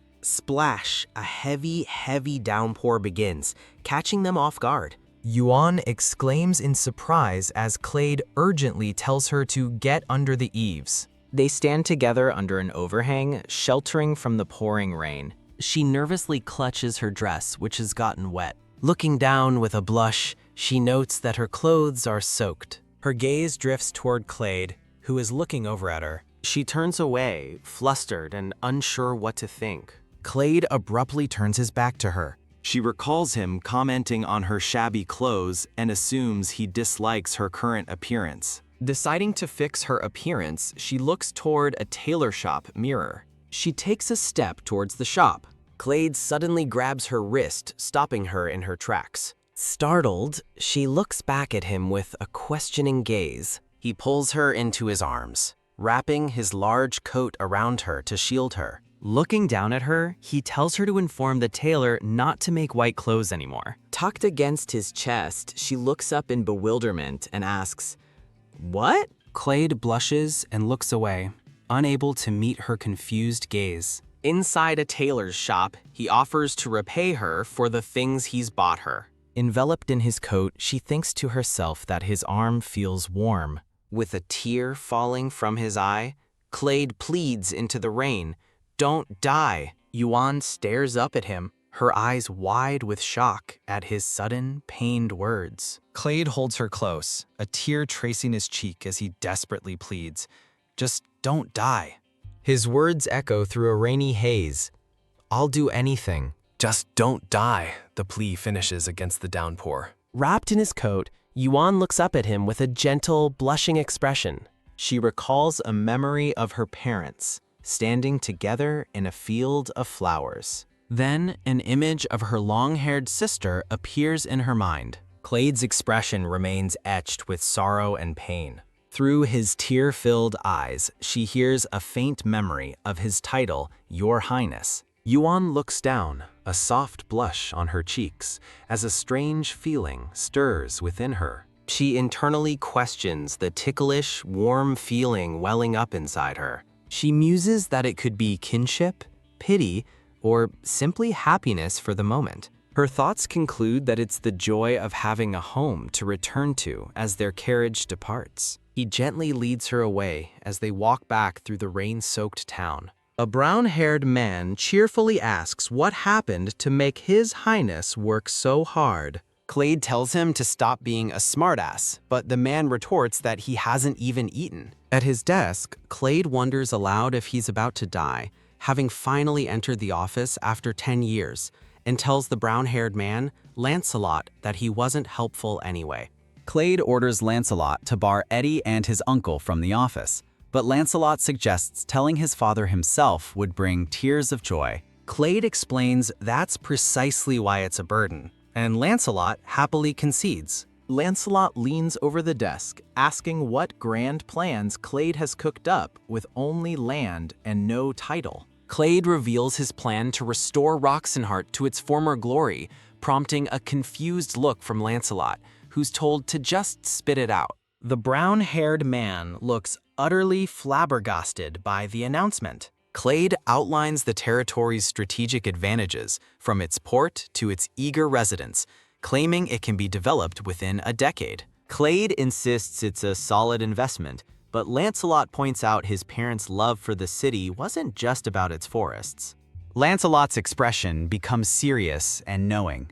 He asks directly if Clade's sudden motivation is because of his wife. Lancelot correctly guesses Clade wants to create a happy city for Yuan after their disappointing tour, calling it a ridiculous reason for such a huge task. He points out that Clade is doing it anyway, questioning why a man uninterested in wealth is suddenly discussing investments. Clade somberly explains that his parents loved this land so much they chose to be buried in the mansion's backyard over the Imperial Cemetery. After hearing this, Lancelot is warned by Clade not to jump to conclusions. In a cemetery, Yuan, dressed in black, thanks Lancelot for coming and confirms she is satisfied with her sister's resting place. When she asks about Clade, Lancelot says he's likely visiting the late Emperor and Empress. Yuan realizes they are also buried here and assumes he's paying respects after a long time. The two stand together in the quiet garden cemetery. Lancelot begins to recall the part of the day that truly surprised him. He remembers how Clade went to a grieving Yuan without a moment's hesitation. In a flashback, Clade approaches the veiled Yuan among the tombstones. Lancelot narrates that Clade seemed to have been waiting for her. As a masked Clade stands beside her, Lancelot thinks that he too was submerged in pain and darkness. He reflects on how Clade has not only emerged from his darkness, but is now showing a will to live. Lancelot smiles to himself, questioning if his conclusions were really so hasty after all. Back in the present, Lancelot dramatically drapes himself over the desk, pleading for His Highness to eat, only to be told to get out.